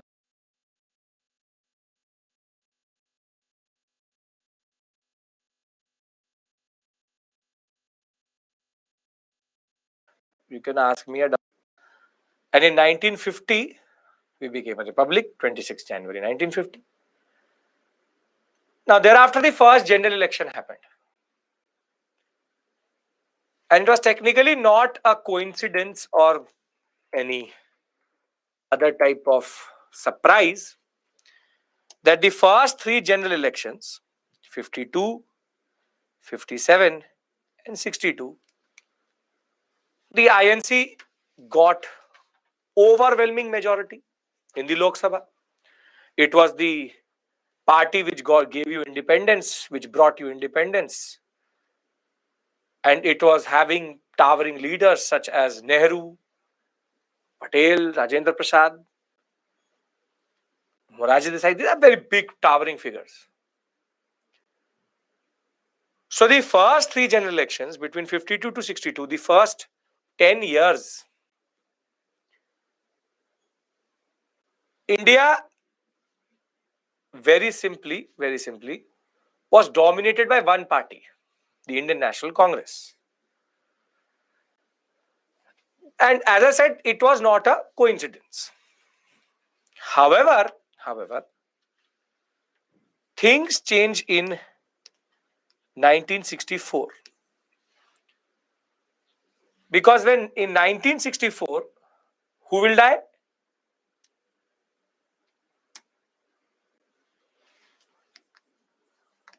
Nehru dies. It creates a void. A towering figure, the first prime minister, was dead. However, the Congress had an answer, a very very soft spoken but very convicted personality, Lal Bahadur Shastri, accepted by everybody, respected by everybody, a very, very, very sought after personality. During this period, while Nehru had failed to respond to China, which I will discuss with you in the 62 war, in 65 we will fight Pakistan. It was the proactive leadership of Lal Bahadur Shastri, Jai Jawan, Jai Kisan, that India had a resounding victory in that war. However, the problem was that my quality is down. My quality is fine, right? No issues with regards to the audio or video. Yes, sir. Fine, sir. You are saying yes, it is down, or yes, it is fine. No issues. Okay. Now, Racha, just refresh, huh? Now, basically, Lal Bahadur Shastri is now the next Prime Minister. However, the 65 war ends on a very, very dark note for Indian history, because in 66 at Tashkent, where he had gone to sign the document, Lal Bahadur Shastri will die. It was a natural heart attack. And don't go by the Z plus and these type of OTT platform conspiracy theories that there was something greater than that. It's a well documented fact that Lal Bahadur Shastri died because of a heart attack. Now the Congress is in a crisis within 2 years. 64, they lost Nehru. 66, they lose Shastri. Now, very simply, there's now an internal struggle within the Congress who will succeed Shastri. And there was one man who, for his whole life, only wanted to be Prime Minister, Morarji Desai. And on the other side, it was Indira Gandhi, the daughter of Jawaharlal Nehru. But she was young. She was the Minister of Information and Broadcasting. She had already proven her political skills when it comes to basically the way she dealt with the Madras issue, the language issue. But now there's an internal conflict between Indira Gandhi and Morarji Desai. But in the Congress at this point of time, there used to be a small group of MPs who used to come from South India, and they were led by a person called K. Kamraj. And together, this group was called the Syndicate. Very interesting name. The Syndicate basically was the one who, was the group which was technically pulling the strings, pulling the strings. Basit, not important for us. We are in the main timeline, not interim. The door does not matter to us. Now, K. Kamraj, real meaning of syndicate, it's just a name. You call yourself a company, they were called the syndicate. Syndicate basically comprised of all MPs coming from South India and led by K. Kamraj. Now, he's a very towering figure and he backed Indira Gandhi. Syndicate was standing behind Indira Gandhi. And now Morarji Desai, he never took Indira Gandhi very seriously also. Very derogatory remarks he used to make. That kya kar legi chori? What can this chori do? What can this woman do? And the same chori will defeat Morarji Desai in the internal elections of the Congress. And Indira Gandhi is going to get chosen as the next Prime Minister of India as the successor of Lal Bahadur Shastri. Now, the problem is that when Indira Gandhi comes to power, we are all clear about this basic concept. Nehru, Shastri, Indira Gandhi. Yes, Gudiya as she was to be called. Now this Gudiya was running the country. The basic point is, Chori means girl. Chori, not chori. Chori means thief. Chori means girl. It's a derogatory remark. Technically, a small girl is called a chori. So it's not something which Murad Desai should have called her. And basically, it was her way, his way of saying, what can she do in front of me? The problem now is that when she takes over, India was in a very problematic situation, because now the two wars, the toll had been taken on the economy. War is never good for economy. India was not able to even make sense of its forex reserves. The rupee started to depreciate internationally. Further, the major issue was that India's food security was also coming into question. And now Indira Gandhi is going to fight the election of 1967, which is considered the turning point for India politically. So, the Congress inherited the legacy of the national movement, dominated the first three, what we call as general elections. But while Congress had already managed somehow Nehru's death, Shastri's death will put the Congress into a challenging situation. And with intense competition between Morarji Desai and Indira Gandhi, this time the leaders of the party decided to back Indira Gandhi. And Indira Gandhi defeated Morarji Desai by securing more than 2/3 of the party's MPs voters. Now, when the election of 1967 will happen, this election changed everything, because for the first time in India, because of the successive failures of monsoon, drought, decline in agricultural production, serious food shortage, foreign exchange reserves dropping, industrial output going down, military expenditure, rises of prices. This election was based on the concept of non-Congressism.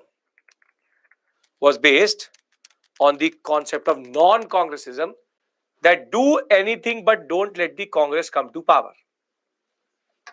Nowadays, there's a concept of non-BJPism. Do whatever you want to do, but stop the BJP from forming the government. Now, for the first time in national politics in 1967, that is why it's considered a turning point, India now had what is called coalition politics. Coalition politics is what? When nobody gets a majority, 2-3 parties come together to form a majority. So, Gathbandhan, as it is called, the concept of coalition politics was introduced in India in 1967, because it was all about making sure that somehow Congress does not come to power. So the red states which you see here, there was coalition politics to make sure that the Congress does not find a majority in these states. So why is 67 considered important? The lowest tally of seats ever in Lok Sabha, though a majority. The first regional party in India to actually win a whole state was the DMK, which was in the Tamil Nadu sector because of the Hindi official language controversy. And for the first time, any non-Congress party had secured a majority in its own state itself. That was a basic point. Now, this meant that this election was basically the rise of what we call as coalition politics. But there's a problem. This coalition politics was really very, very weak, because it was not about defeating the Congress. It was about just making sure that the Congress does not come to the power. So left party and right party. Imagine today any two parties come together, don't have been fighting bitterly in the election, but they come together to just make sure that BJP does not come to power. Same way, parties which were never compatible with each other fought and somehow came together under one government. That is why these parties were very unstable, very, very unstable governments. And more than that, there was a very dangerous thing which started to happen in India, which is called rise of defection. In 67, defection technically means that the concept of defection is that when a candidate leaves the party with which it won the election to form government with other party. Basically, I won the election with Congress. Tomorrow I became a BJP MP. And the basic concept was there was so much defection in UP, in northern India. Today an MP was in Congress. Tomorrow he saw that the government was being formed of the BJP. So they went to BJP. Then tomorrow Aam Aadmi Party. Then tomorrow somewhere. And the whole concept of Ayaram, Gayaram. That today he came, tomorrow he went. So in Haryana, MP and Uttar Pradesh, literal defection, which is that an elected representative leaves the party whose symbol he or she was elected to, joins another party. And that is why there was a need for anti-defection law, which will be introduced later under 10th schedule. Because this is the problem which India started to see in its politics. So by 1967, Indian politics has changed quite a lot. From one-party domination to coalition politics, India could see a churn. People were just trying to make sure that the Congress does not come to rise. And it was all about anti-Congressism, non-Congressism. And now Indian politics is going to become the melting pot, the multi-party politics it is today. So if somebody asks you, when did politics in India change? So the answer to that question is going to be, when did election politics in India changed? Very good. Now you are in a position to say 1967. Now,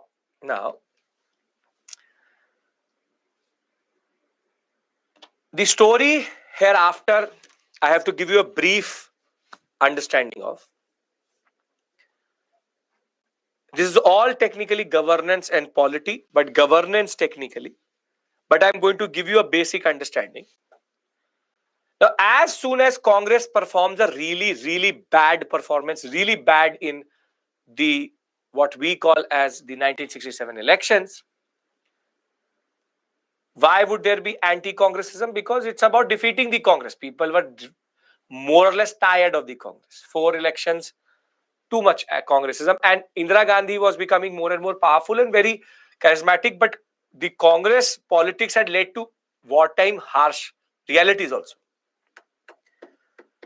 Now, there was tension rising within the Congress. Indira Gandhi, though elected by the syndicate, was now not listening to the syndicate. So therefore, just before the 1971 elections, there was a tussle between Indira Gandhi and the syndicate. Basically, the basic point was that the syndicate said that we performed bad because Indira Gandhi was not the right choice. Indira Gandhi said we performed bad because all our previous prime ministers were not able to manage. But no issues, whatever it may be. But now the fight is going to be between Indira Gandhi and syndicate in the form of the president. Who will be the president? So the presidential election was coming, and Indira Gandhi said that my candidate is going to be V.V. Giri. And on the other hand, the syndicate said that our candidate is going to be Neelam Sanjeeva Reddy. Now, basically, these two candidates represented these two factions. And Indira Gandhi, through her internal maneuvering and her politics of undercutting the syndicate, got V.V. Giri elected. And once V.V. Giri got elected, now the syndicate said that we will not let Indira Gandhi dominate this party. And over this issue, the Congress is going to get divided. The Indian National Congress is now going to split. And what it splits into is two parts. Congress O, Congress R. Congress O basically is Congress organization. This is the syndicate faction. And on the other hand, Congress R, requisitionists. The people who change everything, requisitionists. It's an official. And this is Indira Gandhi. Basically, the Congress which you see today is this Congress. This one is Congress R. Congress O later will automatically more or less become useless and syndicate faction will go down. But the India got independence under the Indian National Congress. And we today see this Congress. This Congress is technically Congress R, Indira Gandhi's Congress. And now Congress O and R are going to fight the election. And in 1971, under the concept of Garibi Hatao, Indira Gandhi is going to win against the Congress O. Hussain, I'll tell you what happened to O. I'll tell you. Now, Congress O will more or less be debunked as of right now. And Indira Gandhi will now become the Prime Minister again as the Congress R. And once Congress R is going to win, as soon as this war, as soon as she wins the election, the first crisis she had to manage is called the Bangladesh War, which we are going to discuss. Bangladesh War, Guinness Book of World Record, number of people surrendered in this war from Pakistan. Resounding success. In the Green Revolution, started by Shastri, but the benefits were technically borne by or used by Indira Gandhi, that finally the high yielding variety seeds, the pesticides and the yield increasing food crops made India food secure. India thereafter never needed to import wheat. But by 1974, Indira Gandhi's long streak, as she was called, the Empress of India, as she used to always say, that in a cabinet meeting in which only men used to sit, she used to say that I am the only man.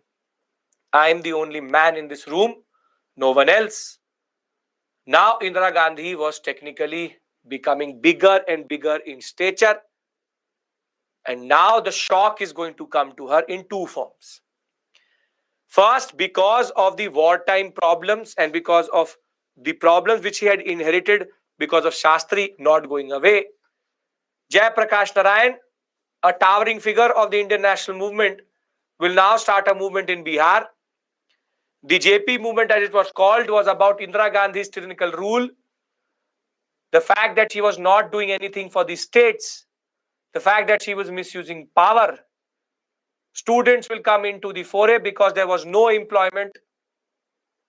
Bihar and UP will now technically start to burn. JP movement and the student politics was now challenging Indira Gandhi. But the biggest challenge is going to come from one small person, Raj Narayan. Raj Narayan is going to challenge the election of Indira Gandhi on her seat by taking it to the Allahabad High Court. He will argue that Indira Gandhi used the state machinery to win the election.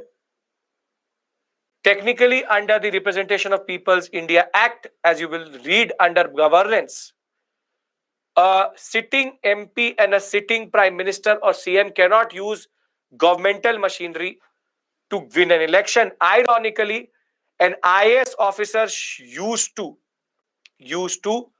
rally for her and basically used to go on rallies and represent her in her own constituency, Raebareli. And therefore, the Allahabad High Court and then the Supreme Court is going to proclaim that Indira Gandhi's election was null and void because she did breach the Representation of Peoples of India Act. Under that, she ceased to be a member of the parliament, and therefore, because of breaching the RPA Act, she was now debarred for at least 2 years from fighting the election. Before anything could have happened, before anything could have put into place, because you can still be Prime Minister without being a part of either of the houses for 6 months at least. As soon as all these proclamations will start to mount pressure on Indira Gandhi, she will introduce the darkest moment of Indian history, in which, using the internal disturbance clause under Article 352 of the Constitution for national emergency, the clause which now does not exist because she misused it, she will proclaim India is under emergency and put India under a national emergency because of the JP movement, Bihar, and because of the judgments of the judiciary. As found later, she did use the power in the wrong way. She did not ask the cabinet.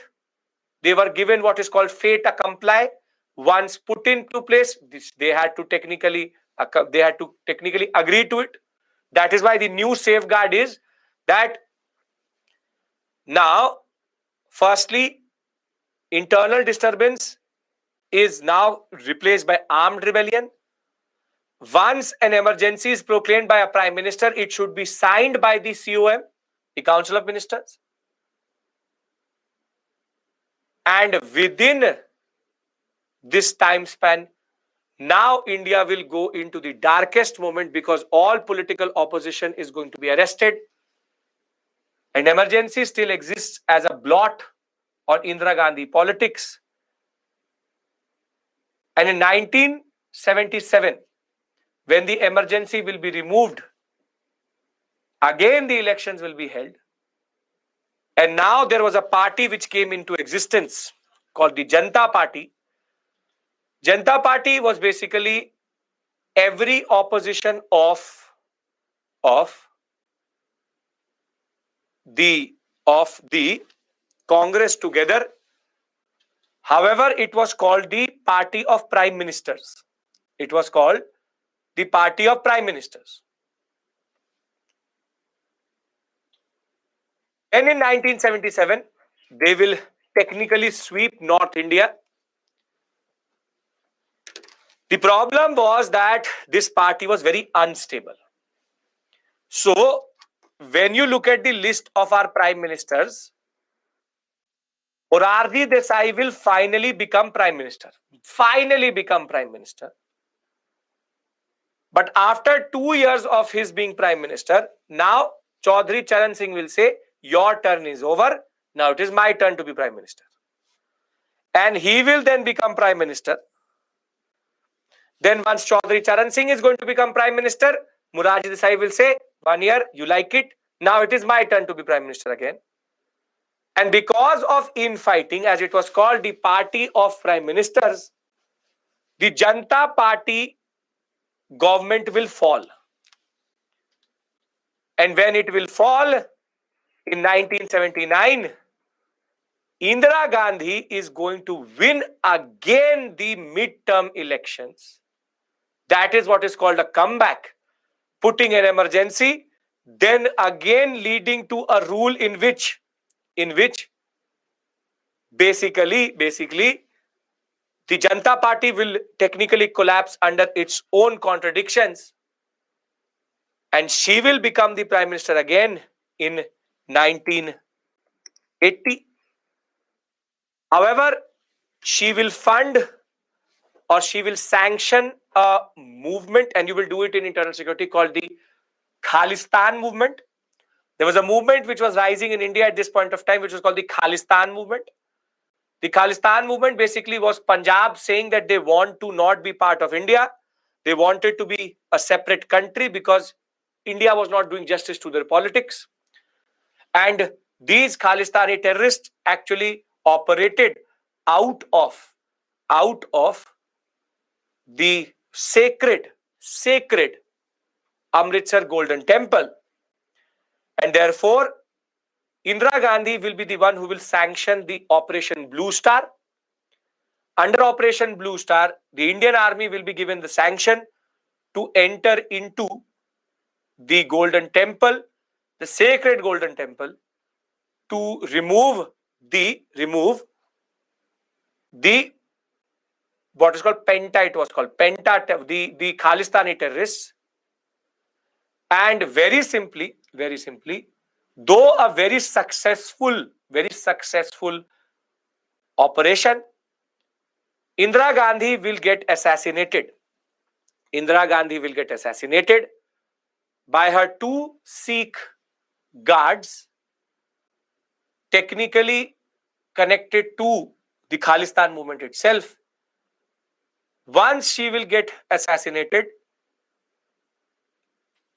her son Rajiv Gandhi is going to come to power. Rahul Gandhi being the son of Rajiv Gandhi and Sonia Gandhi. Rajiv Gandhi will get involved, and again you will do that in internal security, again creating a base. What is called the Lankan Tamil Tigers movement, the LTTE, Sri Lankan Tamil versus Sinhalese politics. And Rajiv Gandhi will again get assassinated by an LTTE terrorist because he supported the Lankan government, the Sinhalese government.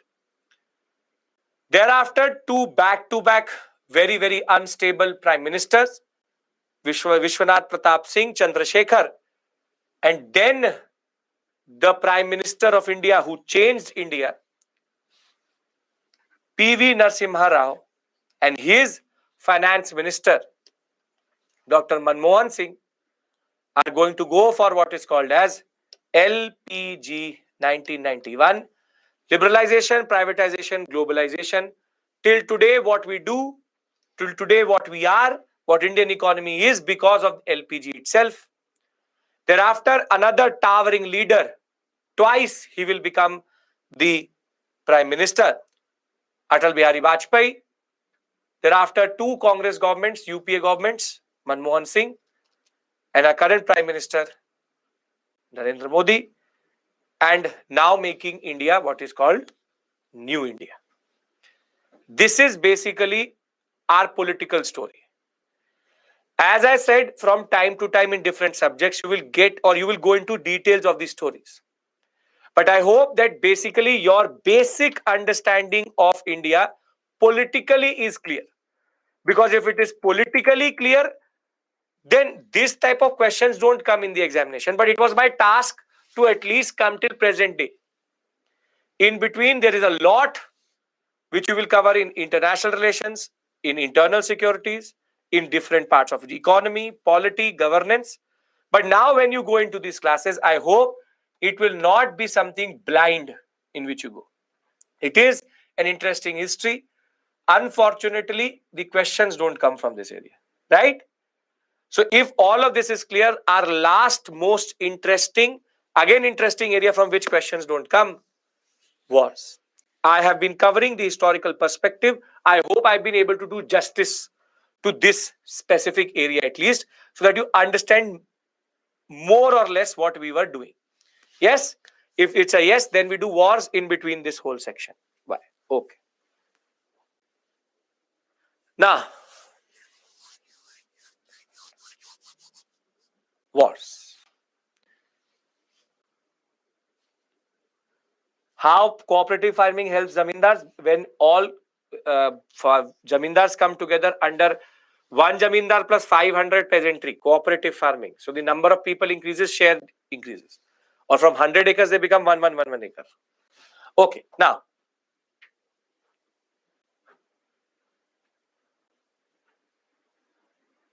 how much portion? Unnati, this is the last topic.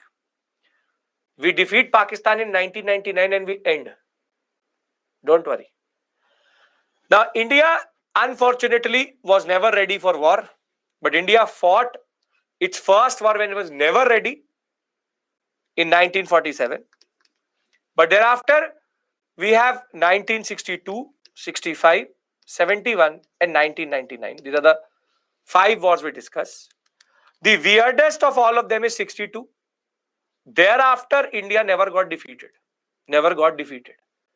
So if I have your permission, can I discuss the first war which we already covered in the first class, but again in a little bit of brief detail?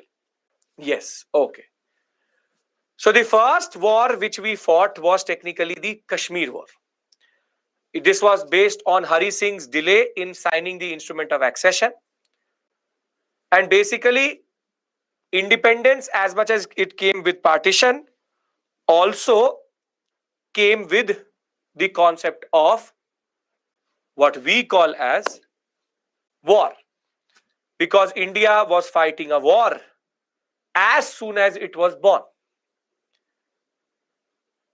Now, the unfortunate story of this war, as you remember, is that Nehru will choose to take it to the UN. The UN will give a resolution after 3 years and say that the solution to this war is going to be a referendum held by the UN.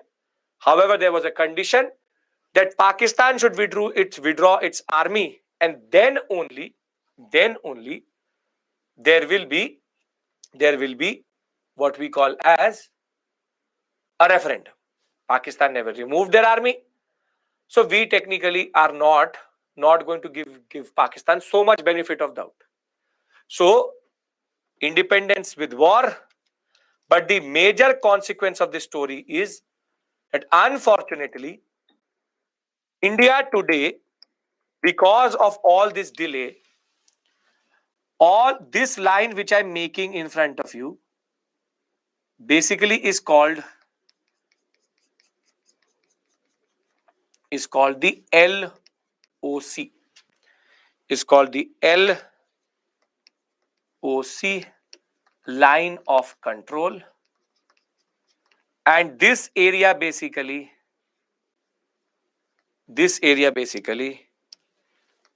therefore is what we call as Pakistan occupied Kashmir. POK. It's called POK. LAC I will discuss with you is on the other side. It's with China, not with this. We're coming to China only. Now, this war was technically Pakistan's creation. This war was messed up because of the weather and terrain. This war has also been messed up by the UN, which is one of the most useless organizations in this world. Useless, biased, worst organization, which is only a mouthpiece of the US. I will discuss this with you when I will discuss world history with you. Not even now, still today. UN is just a toothless dog in the hands of the US. If you really want to be blunt, that is the real case. Which is that it is just not even a puppet. It's a toothless dog. It only does what the US wants. Can't even do anything because it does not have any executive power. Gilgit-Baltistan has been Yes, you can criticize the UN. Why? America is not our uncle. You can do anything. Now, it's about the question, how it is framed. So, the Gilgit-Baltistan sector, parts of Uri, Pulwama, unfortunately today are occupied by Kashmir, occupied by Pakistan. However, all of this area which I've marked in front of you is a inseparable part of India, has been, will be, and has always been a part of India. But Pakistan illegally occupies this via their army. So, very simply, it is Indian territory. There is no doubt about that. Yes, everyone. We've already discussed this issue previously. Okay. Now, the next is called the Sino-Indian War, or what we call as Indo-China War.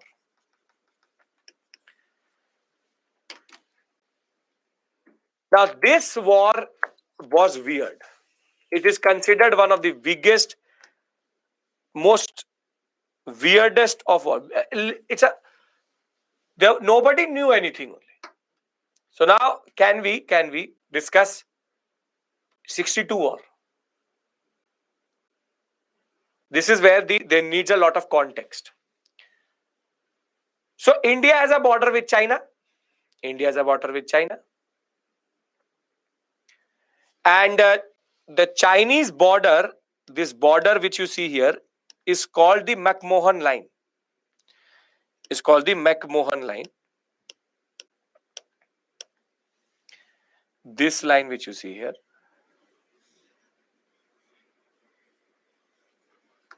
this red line, this is called the McMahon, written like this also, McMahon line. All this is happening under Nehru, Prime Minister. Now, how was this line created? How was this line created? Because there's an issue with this line. Line meaning the border line, border line. This is a border which has been demarcated between India and China. The problem with this line is that though we recognize the McMahon line as the line between India and China, China doesn't. It's called McMahon because it was underdone under McMahon, who was the like Radcliffe line, McMahon line. Now, according to China, this line is not here. And according to China, the line is something like this.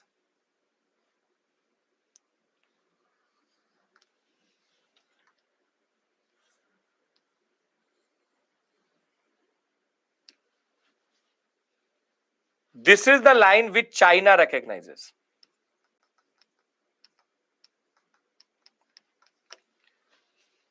Now you will ask me, sir, why is that? There is a confusion over this. Can I discuss why is that we discuss one line and China discusses other? China recognized. The reason is because of this place called Tibet. Is because of Tibet.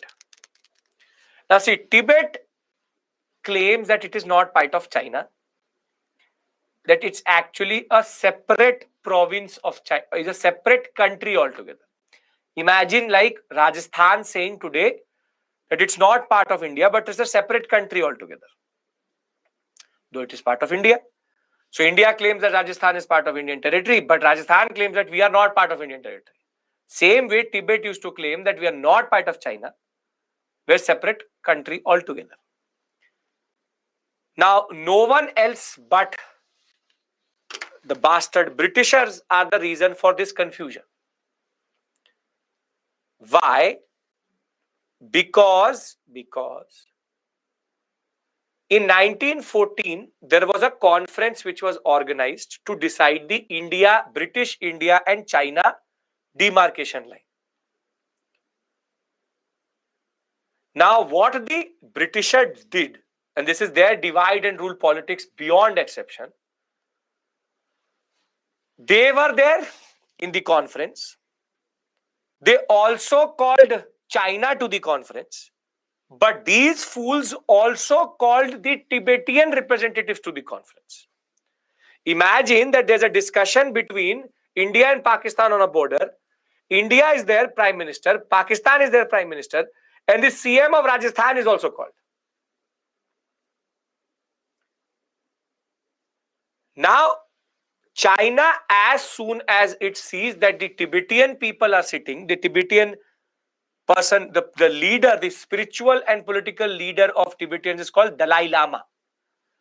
Dalai Lama is the political and spiritual leader of all Tibetans. As soon as they saw that Tibetans are sitting, the Dalai Lama is sitting, China will boycott this conference and go. China will boycott this conference and go. But as soon as China boycotts this conference, Britishers, being Britishers, went with it. They were like, no issues. If China is not there, Tibet is there, Indian Prime Minister walks off, CM of Rajasthan is sitting with Pakistan Prime Minister. Dalai Lama is a position, the status. And basically the McMahon line was the product of that conference. So according to China, that the line which was made, the McMahon line which was made illegally. Was made illegally because it was not a conference which was attended by China. China says we don't recognize the McMahon line. India says we only know McMahon line. Now here is the solution. Here is the problem. And the problem is that till today, Tibetans claim that they are a separate country. And I will tell you how it will trigger a war between India and China. But do we understand why there is confusion over the line?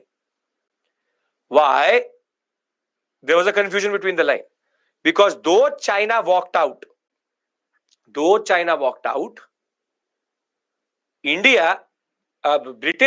Britishers still went forward with the line which still exists till today, which is called the McMahon line.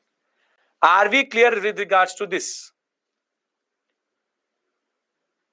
Dalai Lama is a Buddhist. He is technically the political and religious guru of the Buddhists. Now I'll tell you where does Dalai Lama comes through.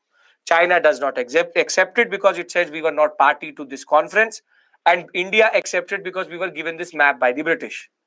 Are we clear with regards to the reason why this line has confusion?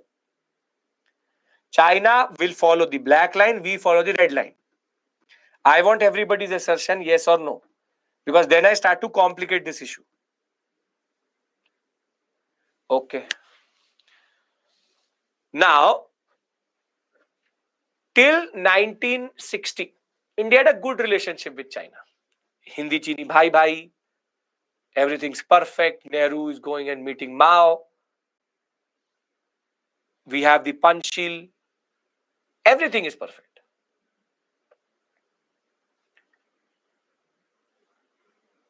But now what happens is that in the 1955-56 period, China starts to enter into Tibet. For very long, Tibet had been claiming that it was an independent country, and now China enters into Tibet with its military, saying that you are not a separate country, you are a province of China. Now, who will they target if they have to destroy the concept of Dalai Lama? If they have to destroy the concept of Tibet, who do they target?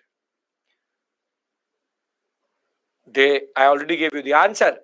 They take the Dalai Lama hostage, or they kill the Dalai Lama. When the leader is gone, no Tibet exists. Now, here is the blunder which Nehru will do. What Nehru will do is that when the Dalai Lama was running away from the Chinese, he will cross over into India. He will cross over into India.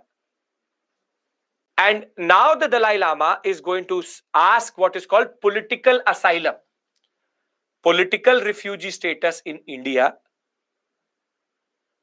Political refugee status in India from Nehru, and what is called shelter, political shelter if you want to call it, and Nehru will give it.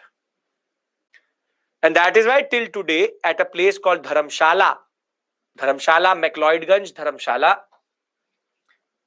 when you will go to ever the upper parts of Dharamshala, there is a Dalai Lama monastery, and at the Dalai Lama monastery it will say Tibetan government in exile. Tibetan government in exile. So Dalai Lama does not operate from China, he operates from India. Now this China will not like. This China will not like. China will say that India is harboring our terrorists. India is harboring the separatist leaders of China. Now this situation is going to become bitter. And once we give political asylum to Dalai Lama, now China says, okay, let us change status quo. Let us change status quo. And in this period of 1959 to 61, now the Chinese will start to do a drama. And basically it was and is till today considered the biggest intelligence failure,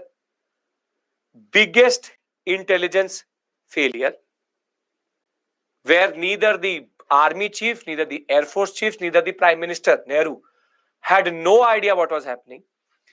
Basically, what the Chinese started to do was, they started to now move inside into India without any warning, every day 100 meters. Every day 100 meters they used to start to enter. Now there is no satellite data which we have. So India never got to know that China was moving every day 100 meters. Slowly, it was entering into India. So the Chinese very simply start to enter into India. Nobody knows anything. There will be clashes in both the western and the eastern sector. And now once India will get to know that basically China has entered India, now Nehru will say forward policy. That let us do one thing. Let us go into China and hold 2 kilometers inside their territory. And when our army goes to do that, they realize that basically 10 to 15 kilometers inside, China has already entered. And now there will be bitter fighting in both the Pyongyang-so sector, the Ladakh sector, and in the Arunachal sector. In Arunachal, the Chinese had come to till a very important pass, which technically Tawang being the entry point into the Assam plains, called the Bomdila Pass. If India did not hold Bomdila, China could have entered into Assam, and holding Bomdila was important. However, by 61, this started to become a proper war. End 61, it started to become a proper war. And by the early 62, now world attention starts to come on China. That China is technically fighting a war with India, and things started to come in the news. Things start to become more and more clear. And China, basically, as soon as world attention turned towards it, silently, unilaterally, did a ceasefire, and whilst they left this sector, they did not leave this sector. And basically, This line which you see here, this line which you see here is basically called the LAC, the line of actual control. So though our border here was around Arunachal, here now China technically has occupied the other ear of India. And that area is called the Aksai Chin. So the POK and the Aksai Chin, product of two wars, are two occupied territories of India by Pakistan and China. And the problem with LAC is that unlike the LOC, which is technically recognized by the UN and the world community, it's a ceasefire line. LAC is not recognized anything. LAC, that is why China always tries to change the LAC. It's not recognized, it's not internationally recognized, it's not a treaty. It's just a random agreement where the line is. China and Pakistan illegally occupy India in these two parts. And that is why the 62 war is considered the most weirdest of wars. Because India, by the time it started to fight, China had already left only.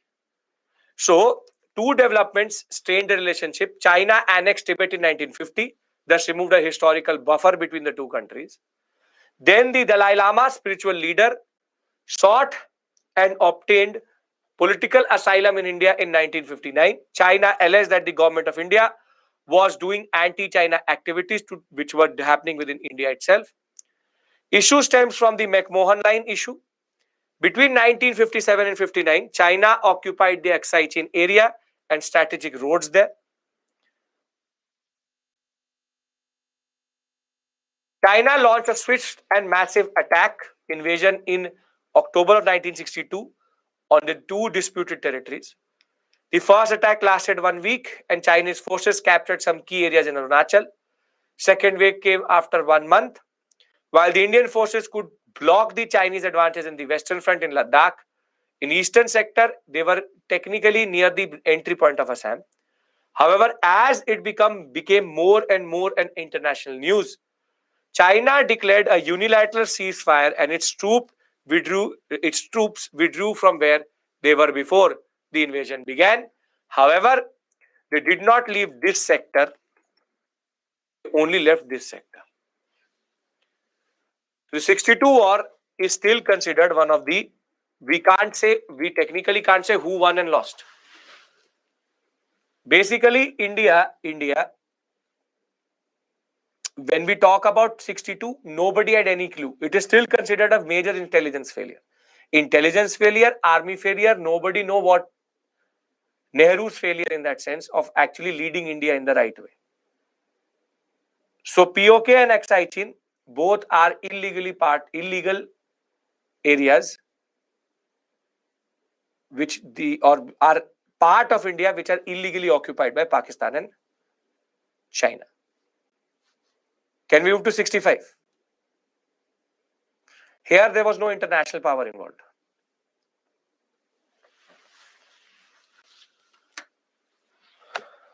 Devansh, not by everybody. The POK, there is an issue. Aksai Chin is only an agreement.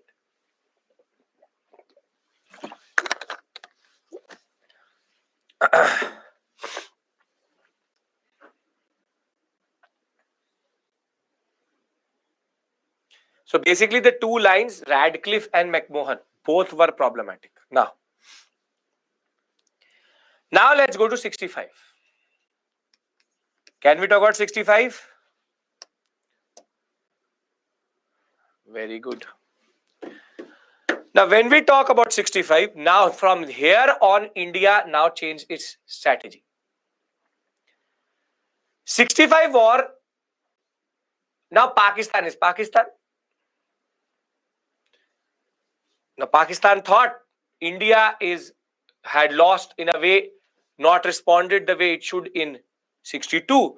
Let's do one thing. Let's take Kashmir, full Jammu and Kashmir. Now the Pakistanis, what they do is, technically they are obviously not in a position to fight India head on. So in 65, what they do is that they basically check India. They check India. It's India. All now wars are going to be India, Pakistan only. After this, they never fought with China. Now, if you've seen the map of India, you would have seen something like this. There's a small finger which comes out of Gujarat like this. Have you ever seen it? Have you ever noticed it? Small finger which comes out of Gujarat. Look at a map and you will realize it. The small finger which comes out of it like this. This area is called Sar Creek. It's called Sar Creek. Sar Creek basically is again a disputed territory between India and Pakistan. It is Indian territory. Pakistan claims it. And in this Sar Creek thing, what Pakistan does is it tries to check India in Sar Creek. That is India the same as 62. So there's a small incursion which happens in Sar Creek in 65. But India was never going to respond the way it should have in this area because it's a very marshy terrain. It's salt flats. It's the run of Kutch. The trucks get stuck. The response of India is very, very lukewarm, as it was called. And basically, the conclusion which these foolish Pakistanis come to is that it's the same India of 62. Whilst Lal Bahadur Shastri said that we can respond and we can say and we can any day respond to the Pakistanis at a place of our choosing and our time. And the Indian Army had learned between 62 to 65 that there was a need to create a network which they had. Now, Pakistan is Pakistan. Pakistan said, now let us take Jammu and Kashmir. Now, let us take Jammu and Kashmir. So, in the late 1965 period, now the Pakistanis started to infiltrate into the Kashmir sector. And they entice the people. And basically, any time Pakistani soldiers enter, they enter through 3 passes, mountain passes. One is called Haji Pir Pass. Other is called the Kargil Pass. And the third is called the Uri Pass. These are 3 passes which are there. So basically, if you put it Haji Pir Pass and all, if you put, it will come somewhere here. Haji Pir is somewhere here. Kargil is somewhere here. Uri is somewhere here. There are 3 passes. Now, anytime which they have to enter into India, they have to enter through these 3 passes. So they enter through these 3 passes, mountain passes, and they now try to entice the people from Kashmir. That you say that you don't want to be part of India, that we want to be separate, this, that.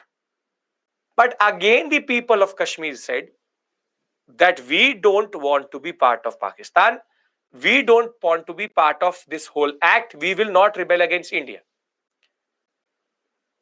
So when the people again rejected Pakistan's forceful request to help them get Jammu and Kashmir, now there will be infiltration into the LOC and India will get to know that a lot of close to 10 to 15,000 soldiers had crossed over. And now Lal Bahadur Shastri will lose it. He said that I already told you that do not think that my run of Kutch response was something of a response you think would have been there. And now Lal Bahadur Shastri will say, do one thing to the army. First, you push them back. But this time, don't stop. Close the passes which are technically not internationally in India and go into Pakistan. And Lal Bahadur Shastri's, under Lal Bahadur Shastri action, the Indian army will start to push the infiltrators out of this sector. But what they will also do is that they will close these three passes, and India will now hold these three passes. And before Pakistan could think, India was 20 kilometers away from Lahore, 30 kilometers away from Sialkot. Pakistan had not expected that the Indian army is going to cross the Radcliffe Line, the international border. And now Pakistan started to squabble what to do. India has entered into our territory. Now Pakistan will do the drama which it always does. This sadistic power which is called Pakistan. It will go to the US and it will say to the US, "Mujhe mara. India ne mara mujhe." That this is the aggressive power which have entered into India, into my Pakistan. Who infiltrated first? They. But now in international forum, Pakistan will start to say, India entered, India is near Lahore, India is reaching Sialkot. Not telling that you were the first one who crossed over into India. Now, as soon as that will happen, US will say sanctions, everybody. No wheat import into India. Stop everything. And now Pakistan will say, "Mera bhai ko mara, kaise mara?" They're like, how did you hit? So China said that I will go to the assistance of Pakistan. How can Pakistan be ostracized and targeted by India? Aggressive power, India. It is here that USSR comes and says to China to thand rakh. You calm down. You stand in the corner. So USSR says to China, you are not involved in this war. You stand in the corner. Let me handle this. And that is why we have a proper inclination or a good relationship with USSR, because USSR now blocked a resolution in the UN Security Council against India by using the veto, saying that India is not the aggressor, Pakistan is. Now, Pakistan basically what it did, you would have seen it for sure. Pakistan is that one sibling who first hits you, which hurts, but when you hit them back, he goes to the mother and says that you hit them. Happens in every family. And this is what is Pakistan. Pakistan first hit India, but when India hit back strongly, then it went to its mother, father, US.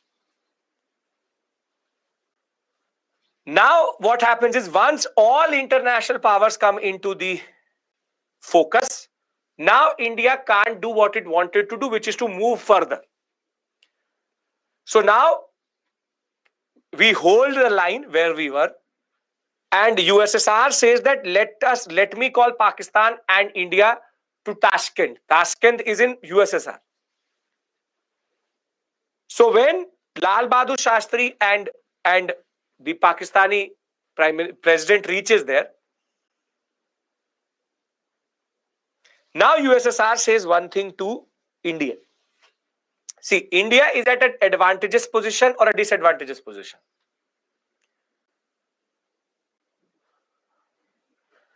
It's an advantage because it holds the three passes which are also there and already entered into Pakistan. But now Russia says to us that there are three issues. You have to retreat, because if you will hold parts of Pakistan, Pakistan will not agree to a solution, and also America and no other power is ready to recognize that you are not the aggressor. Second, if you say that you will hold on to these three passes and the part which you have, then I will not be able to support you. So no MiGs, no T-50 tanks, and nothing I can give you internationally. And though technically we had control over POK right now, plus parts of Pakistan, because India would have lost a lot of support across the board, Lal Bahadur Shastri had to agree to USSR's decision, which is that India had to move back to the LOC. India unfortunately had to move back to the LOC, because if we did not move back to the LOC, USSR support was not going to be there, and without USSR support we could not have won this war generally. So in what is called the Tashkent Agreement, India gave up Hajipir Pass, Kargil and Uri Pass and all the territories which we had recovered during this period, and we came back to the LOC. Though we can say that basically we gave up a lot of advantage, this was a moral victory for India. This was a moral victory for our army, who had been humiliated in the China war. And in India, this retreat is not seen as any sign of weakness or any sign of retreat. It is seen as being pragmatic. India alone could not have won this war against the US plus Pakistan, and India needed USSR. And for our army and our prime minister, pragmatic means being practical. For our prime minister, he will still remain and is remembered to be the first man to technically take on Pakistan straight on. And Pakistan somehow got its way because of American and British support at the international forum. Right? 65. I'll read it out to you. That is the unfortunate end to the story. Okay. So,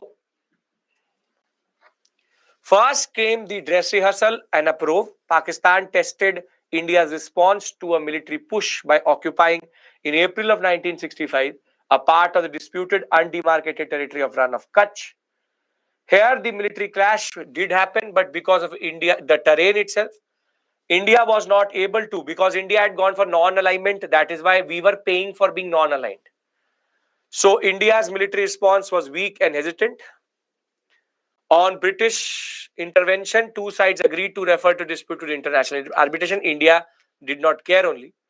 Unfortunately, this conflict led to the conclusion that Indian armed forces and government was not ready for war. They paid no heed to Shastri's statement along with Army Chief General J.N. Chaudhary's statement that India could give battle wherever and whenever it wanted to. In August, the Pakistani government sent well-trained infiltrators into the Kashmir Valley, hoping to foment a pro-Pakistan uprising there, but the people rejected it. Taking into account the seriousness of Pakistan-backed infiltration, Shastri ordered the army to cross the ceasefire line and pass through the passes which they had come through, which is the strategic Kargil, Uri and Hajipir Pass. On 1st September, Pakistan launched a massive tank and infantry attack on Jammu and Kashmir, threatening India's only road linked to Kashmir. Shastri immediately ordered the Indian army not only to defend Kashmir, but also to cross over the border towards Lahore and Sialkot. Thus, the two countries were now involved in a war which was not declared only. The US and British immediately cut off arms, food and other supplies to both the countries. China declared India to be the aggressor, made threatening noises. And it was the Soviet Union, the USSR, which was sympathetic towards India and discouraged China from going to the Pakistan's aid. Under pressure from the UN Security Council, both combatants agreed to ceasefire on 23rd September. The only effective result was that the infiltration or invasion of Kashmir had been foiled. Indians were, however, euphoric over the performance of their own armed forces, recovered some of the pride which they had lost in India-China war. Moreover, India as a whole came out politically stronger out of this story. Shastri was a national hero, and the army, the poster of the national heroic activities. At the Tashkent Agreement, however, when General Ayub Khan and Shastri will meet, under this declaration, both sides agreed to withdraw from all occupied areas. Basically, Pakistan was not occupying anything, and return to their pre-war August positions. In that case, India was going to withdraw from the strategic Haji Pir Pass, through which Pakistan invaders could again enter into Kashmir Valley, and giving up strategic gains in Kashmir. Shastri agreed to these unfavorable terms as the option was to resumption of a mutually disastrous war that would have meant losing Soviet support and therefore all the equipment they were giving us. Tashkent, however, also ended on a tragic consequence when Shastri will die on 10 January because of a heart attack. And this is the story of 65. Jai Jawan, Jai Kisan, Jai Jawan, soldier, Jai Kisan, because food security was also a problem. There's no reason for that, Safruddin. Can we move to 71? Can we move to 71? This is what is the stories. This is the second last, 1971. Now, 1971 war. No. Uri surgical strike is not 1960. Now, if you remember, two Pakistans were created, right? Somehow we forgot this. Two Pakistans were created, right? East Pakistan, West Pakistan. Yes, very good. But if you look at these two, though they are part of Pakistan, they're very different. West Pakistan basically is Urdu-based culture.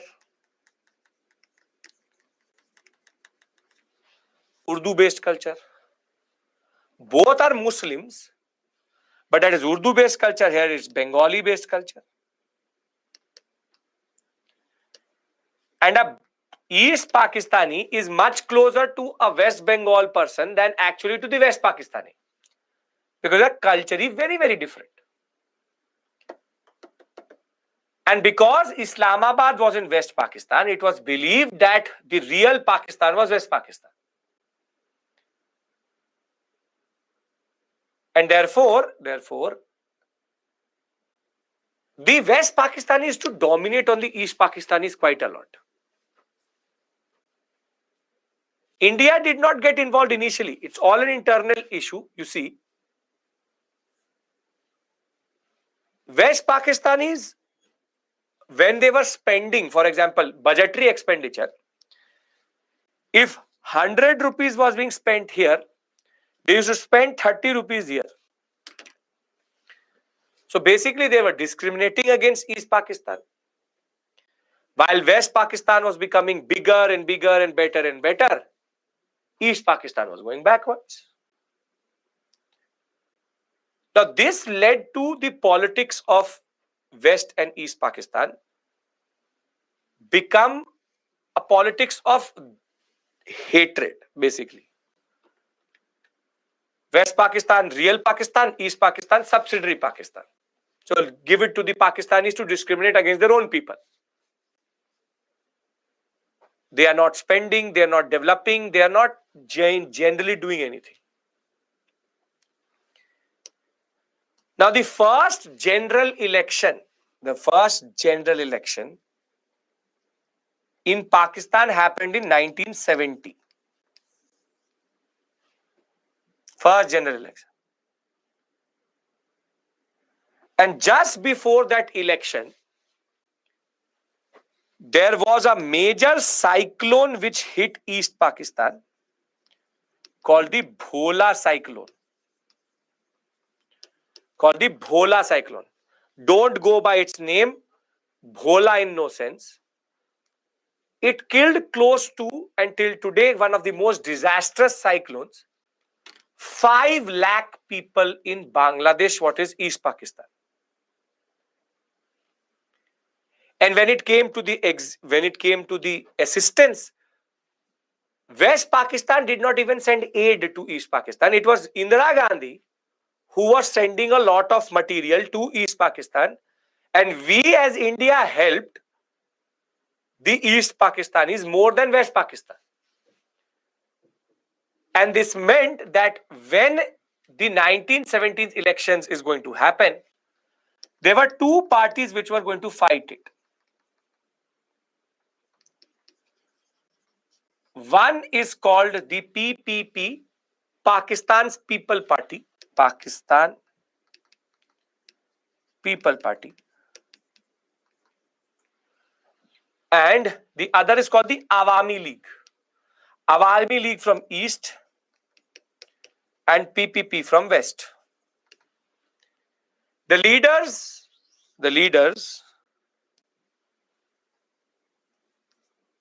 Zulfikar Ali Bhutto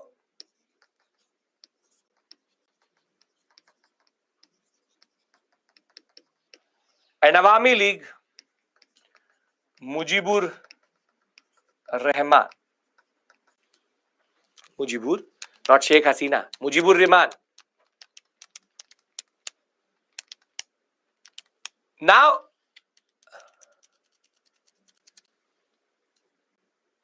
there are total close to 300 seats in the Pakistani parliament. 300 seats in the Pakistani parliament.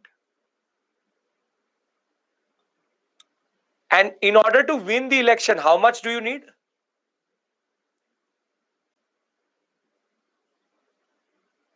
151. So now everybody, Yahya Khan was the president. So everybody thought that Mujibur Rahman will lose and Zulfikar Ali Bhutto is going to win. And it is a presumption that the prime minister is going to come from West only, not East. So when the election happens, Mujibur Rahman gets 167 seats and he gets 86 seats. Gajab level ka bejti. That basically he was humiliated in such a way that Mujibur Rahman had won all the seats in East Pakistan and some seats in West Pakistan also. And the PPP, Zulfikar Ali Bhutto, did not win anything more than 86 in West Pakistan. Now, who should be the prime minister? Who should be the prime minister? Mujibur Rahman. But now Mujibur Rahman, if he becomes the prime minister, an East Pakistani prime minister of West Pakistan, Pakistan. Now, Zulfikar Ali Bhutto will write to Yahya Khan that annul the election, saying that there was fraud in the election. Yahya Khan will say, okay, fraud happened. And now the Awami League will see the politics of East Pakistan and say, we want independence. We want independence. And now the Awami League change itself. Yahya Khan is the president. It becomes what is called the Mukti Bahini. Mukti Bahini was the wing of the Awami League, which was now going to fight for independence from West Pakistan. And now, as soon as Mukti Bahini comes into existence, one random day, all commercial flights between West Pakistan and East Pakistan, all seats were cancelled, and the army was then made to go via these flights to East Pakistan. And now West Pakistanis were technically literally killing East Pakistanis over the issue of Bangladeshi independence, over the issue of West Pakistan not allowing East Pakistan to get independence. Now, till this point, is it an Indian issue? Is it an international issue? It's all an internal issue of the Pakistanis. Two brothers fighting. How is India involved? But now Pakistan is Pakistan. Somebody said Kashmir bhi le lete. Let's take Jammu and Kashmir. And these fools, Mukti Bahini is the wing of the Awami League which was fighting for independence. It's the military wing. Now these fools, what they will do, they will attack 3 of our Air Force bases in Bhuj. They will attack 3 of our Air Force bases in Bhuj.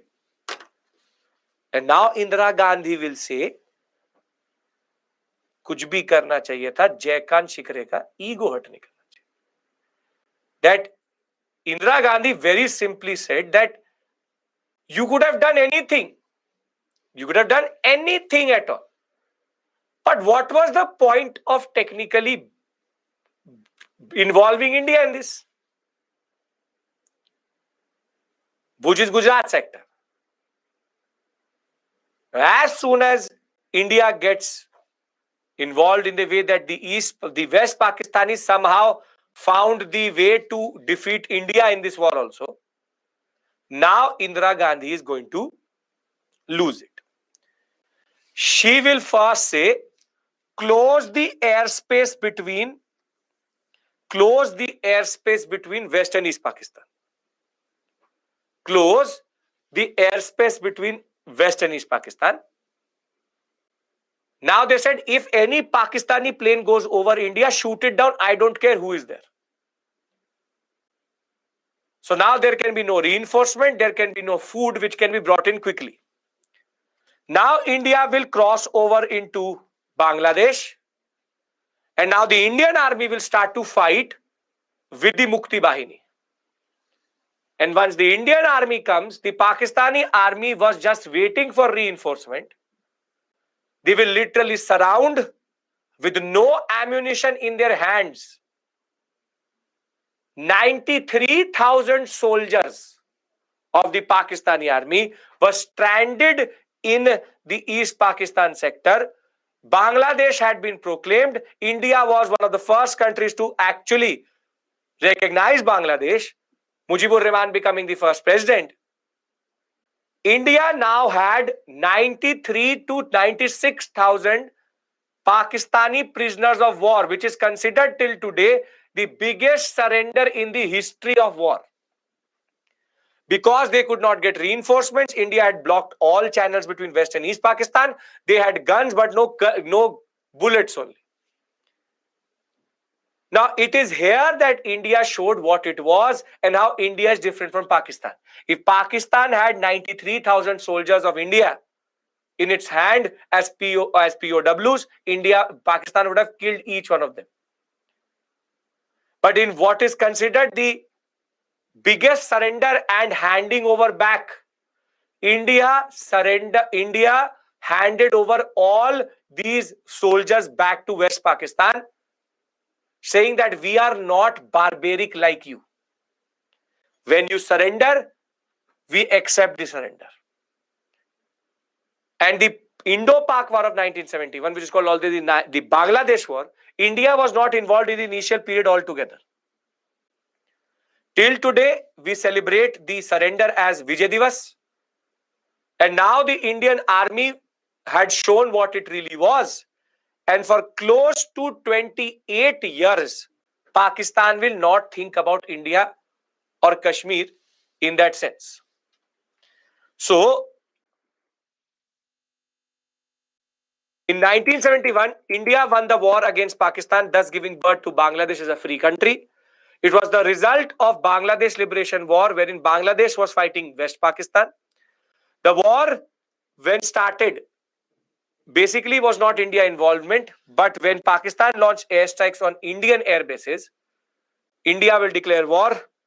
On December 6th, India was also the first one to recognize Bangladesh. The war ended after the chief of Pakistani forces, along with 93,000 troops, are going to surrender to the Mukti Bahini. under the instrument of surrender on 16 December 1971. Until today, we celebrate it as Vijay Divas. Then we go to the last war, 1999, Kargil. Last war, and then the course is over. Okay, 1999. See, now, if you have ever looked at the map of India, you will realize that when you look at the Himalayas, Himalayas are less steep in the Kargil sector towards Pakistan, but very steep when it comes to Indian side. So Pakistani side, they have a better slope. We have a larger gradient to go up. Now there is a hill called Tiger Hill, Kargil sector generally. The Kargil sector is a very important sector because these hills overlook a very important road which connects India with, rather the Indian territory of Jammu with Kashmir, NH1. And if you control the top of this hill, then you technically overlook the whole route itself. This is called the Kargil sector. This is called the Kargil sector. Now, technically, under a gentleman's agreement, there is no point sitting at the top of top of a hill in the cold temperature, because nobody can go up, nobody can go down. There was an agreement between India and Pakistan that basically in the Jammu sector, Kargil sector itself, we will come down when in the cold temperature, and we'll go up just before the summer starts. So it makes no sense, because it makes no sense itself. Now what happens basically is that the Pakistanis in 1999 now start to send their troops even before the summer season.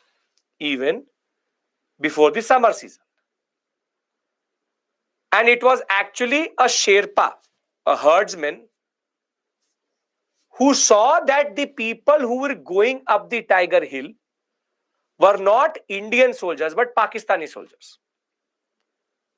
Everybody is following me till this point? Kargil sector, NH1 importance? Yes. Now, very simply, Kargil sector important, whole NH1 is basically overlooked by the Kargil sector. Gentleman's agreement that when very simply the war, is my video quality okay? Nito, I'll refresh. Can I refresh once? I'll refresh. Okay, now I'm better. Anybody who was complaining of that? No issues? Okay. So as I was saying that Kargil sector is a very important sector in the Jammu and Kashmir. It is technically on the Jammu side. Now, if you sit on the Tiger Hill and the Kargil sector, it's called the Kargil Dras. It's called the Kargil Dras sector. But the most important hill is called Tiger Hill. Now, as I said, Tiger Hill overlooks the whole NH1, which connects Jammu and Kashmir. Now, very simply, Subarna, Indira Gandhi got involved in Indo-Pak war once India was attacked by Pakistan, and India will thereafter make 93,000 soldiers surrender. Okay. Now, very simply, Shalu, refresh. Simple point, very simple point. NH1 overlooking. Kargil is very, very important. It's very, very strategically located. And what happens is that the Tiger Hill overlooks NH1. There's a gentleman agreement between India and Pakistan that basically in the winter we will not sit on the top because it makes no sense.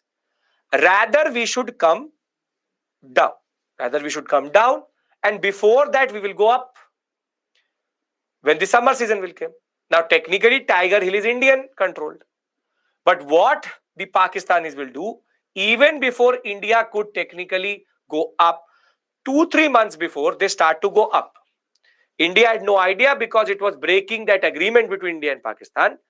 It will be a shepherd or a herdsman who was looking for his sheep, who saw certain men going up Tiger Hill who did not have the Indian uniform on.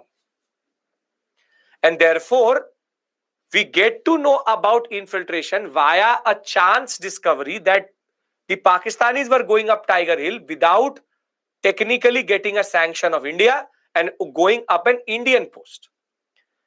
Now, these men had rocket launchers, HMGs, heavy machine guns, LMGs, light machine guns, very heavy machinery with them. And now what the Pakistanis will do is that they will start to hit the NH1. They will start to hit the NH1. I can't show you a map because it's a classified territory. I can't show you Indian border maps. So understand this very, very clearly. The government of India does not allow the use of Kargil sector as a map because these are very, very sensitive maps. So understand this very clearly. If I had it, if I wanted, I would have shown it. The basic point is Indian territory maps are not shown like this on the border. Please understand this. So it's a security risk to discuss these things. So understand this. So NH1, it is not available only. You go and look for the maps. You will not find anything. You will find pictures. You will not find maps. Because if you can find it, Pakistan can find it. Okay. Now NH1 now starts to get hit and indiscriminate hitting. So now Atal Bihari Vajpayee is going to get to know that infiltration has started. Again, full-blown heavy machine gun fire was coming. So India is going to approach Pakistan and saying that what is this? This is Tiger Hill. This is Indian post. It is Indian post. So Pakistan will say, what? Infiltration? Goli chal rahi hai? Not our men. They are firing? Not our men. Can't be our men only. We think that these are actually Kashmiri freedom fighters. These are actually Kashmiri freedom fighters. Quality gone down. Quality, no issues. Now better. Pakistan intervening in the story about them only. Okay. So I'll take a 5 minutes because of this quality up down. So Pakistan says firing can't be us. हमने तो कुछ किया ही नहीं. Not our men. You told us that firing is happening on Tiger Hill. Very bad. So India said that if it is not you, then who is it? So Pakistan says Kashmiri freedom fighters. Kashmiri freedom fighters are asking for freedom. So these are Kashmiri freedom fighters asking for freedom. So India said if they are Kashmiri freedom fighters, how do they have heavy machine guns? How do they have HMGs and rocket launchers? They would have maximum AK-47. Pakistan said, don't ask me. The people want independence from you, so they can get HMGs also. So the first thing which actually Pakistan does is denies involvement only. Now, India first had to establish internationally that it was Pakistan, but the problem is that going up this slope is very difficult. Is very, very difficult. Very, very difficult to go up this slope. And when India will send a patrol party up under Captain Saurabh Kalia, the Pakistanis will technically capture him and brutally murder him to death and martyr him and send his body back.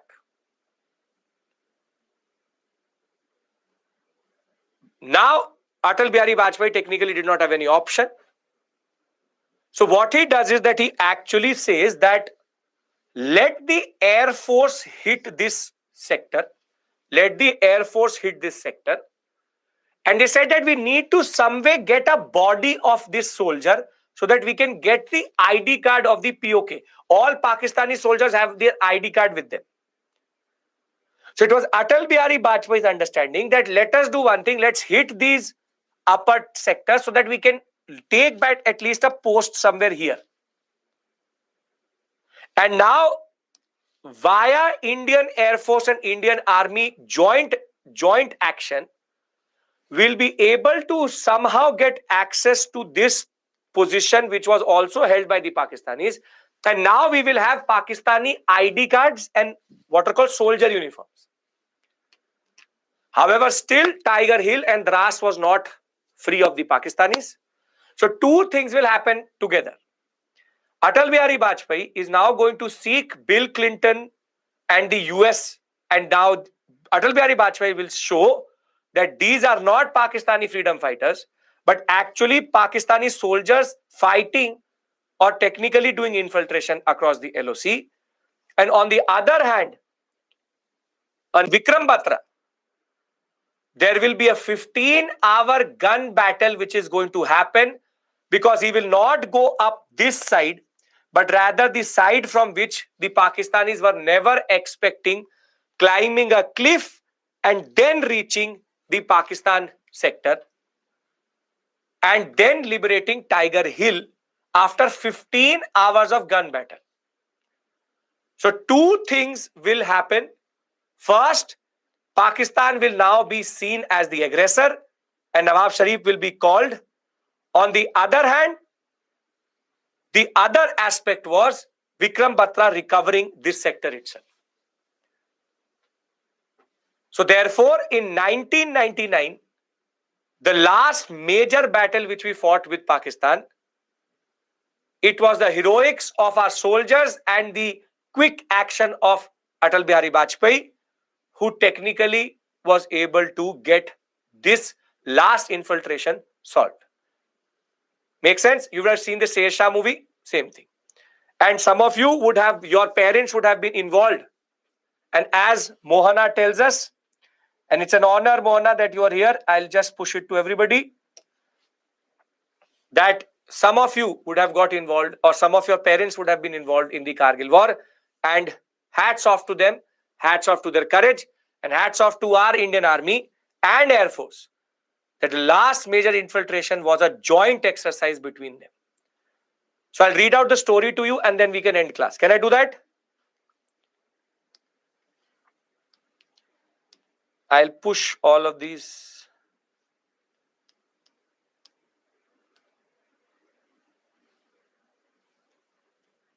In 1999, continued for 60 days up to 26 July. Local shepherds first reported the presence of Pakistani infiltrators in the Baltistan sector in Ladakh region, Jammu and Kashmir.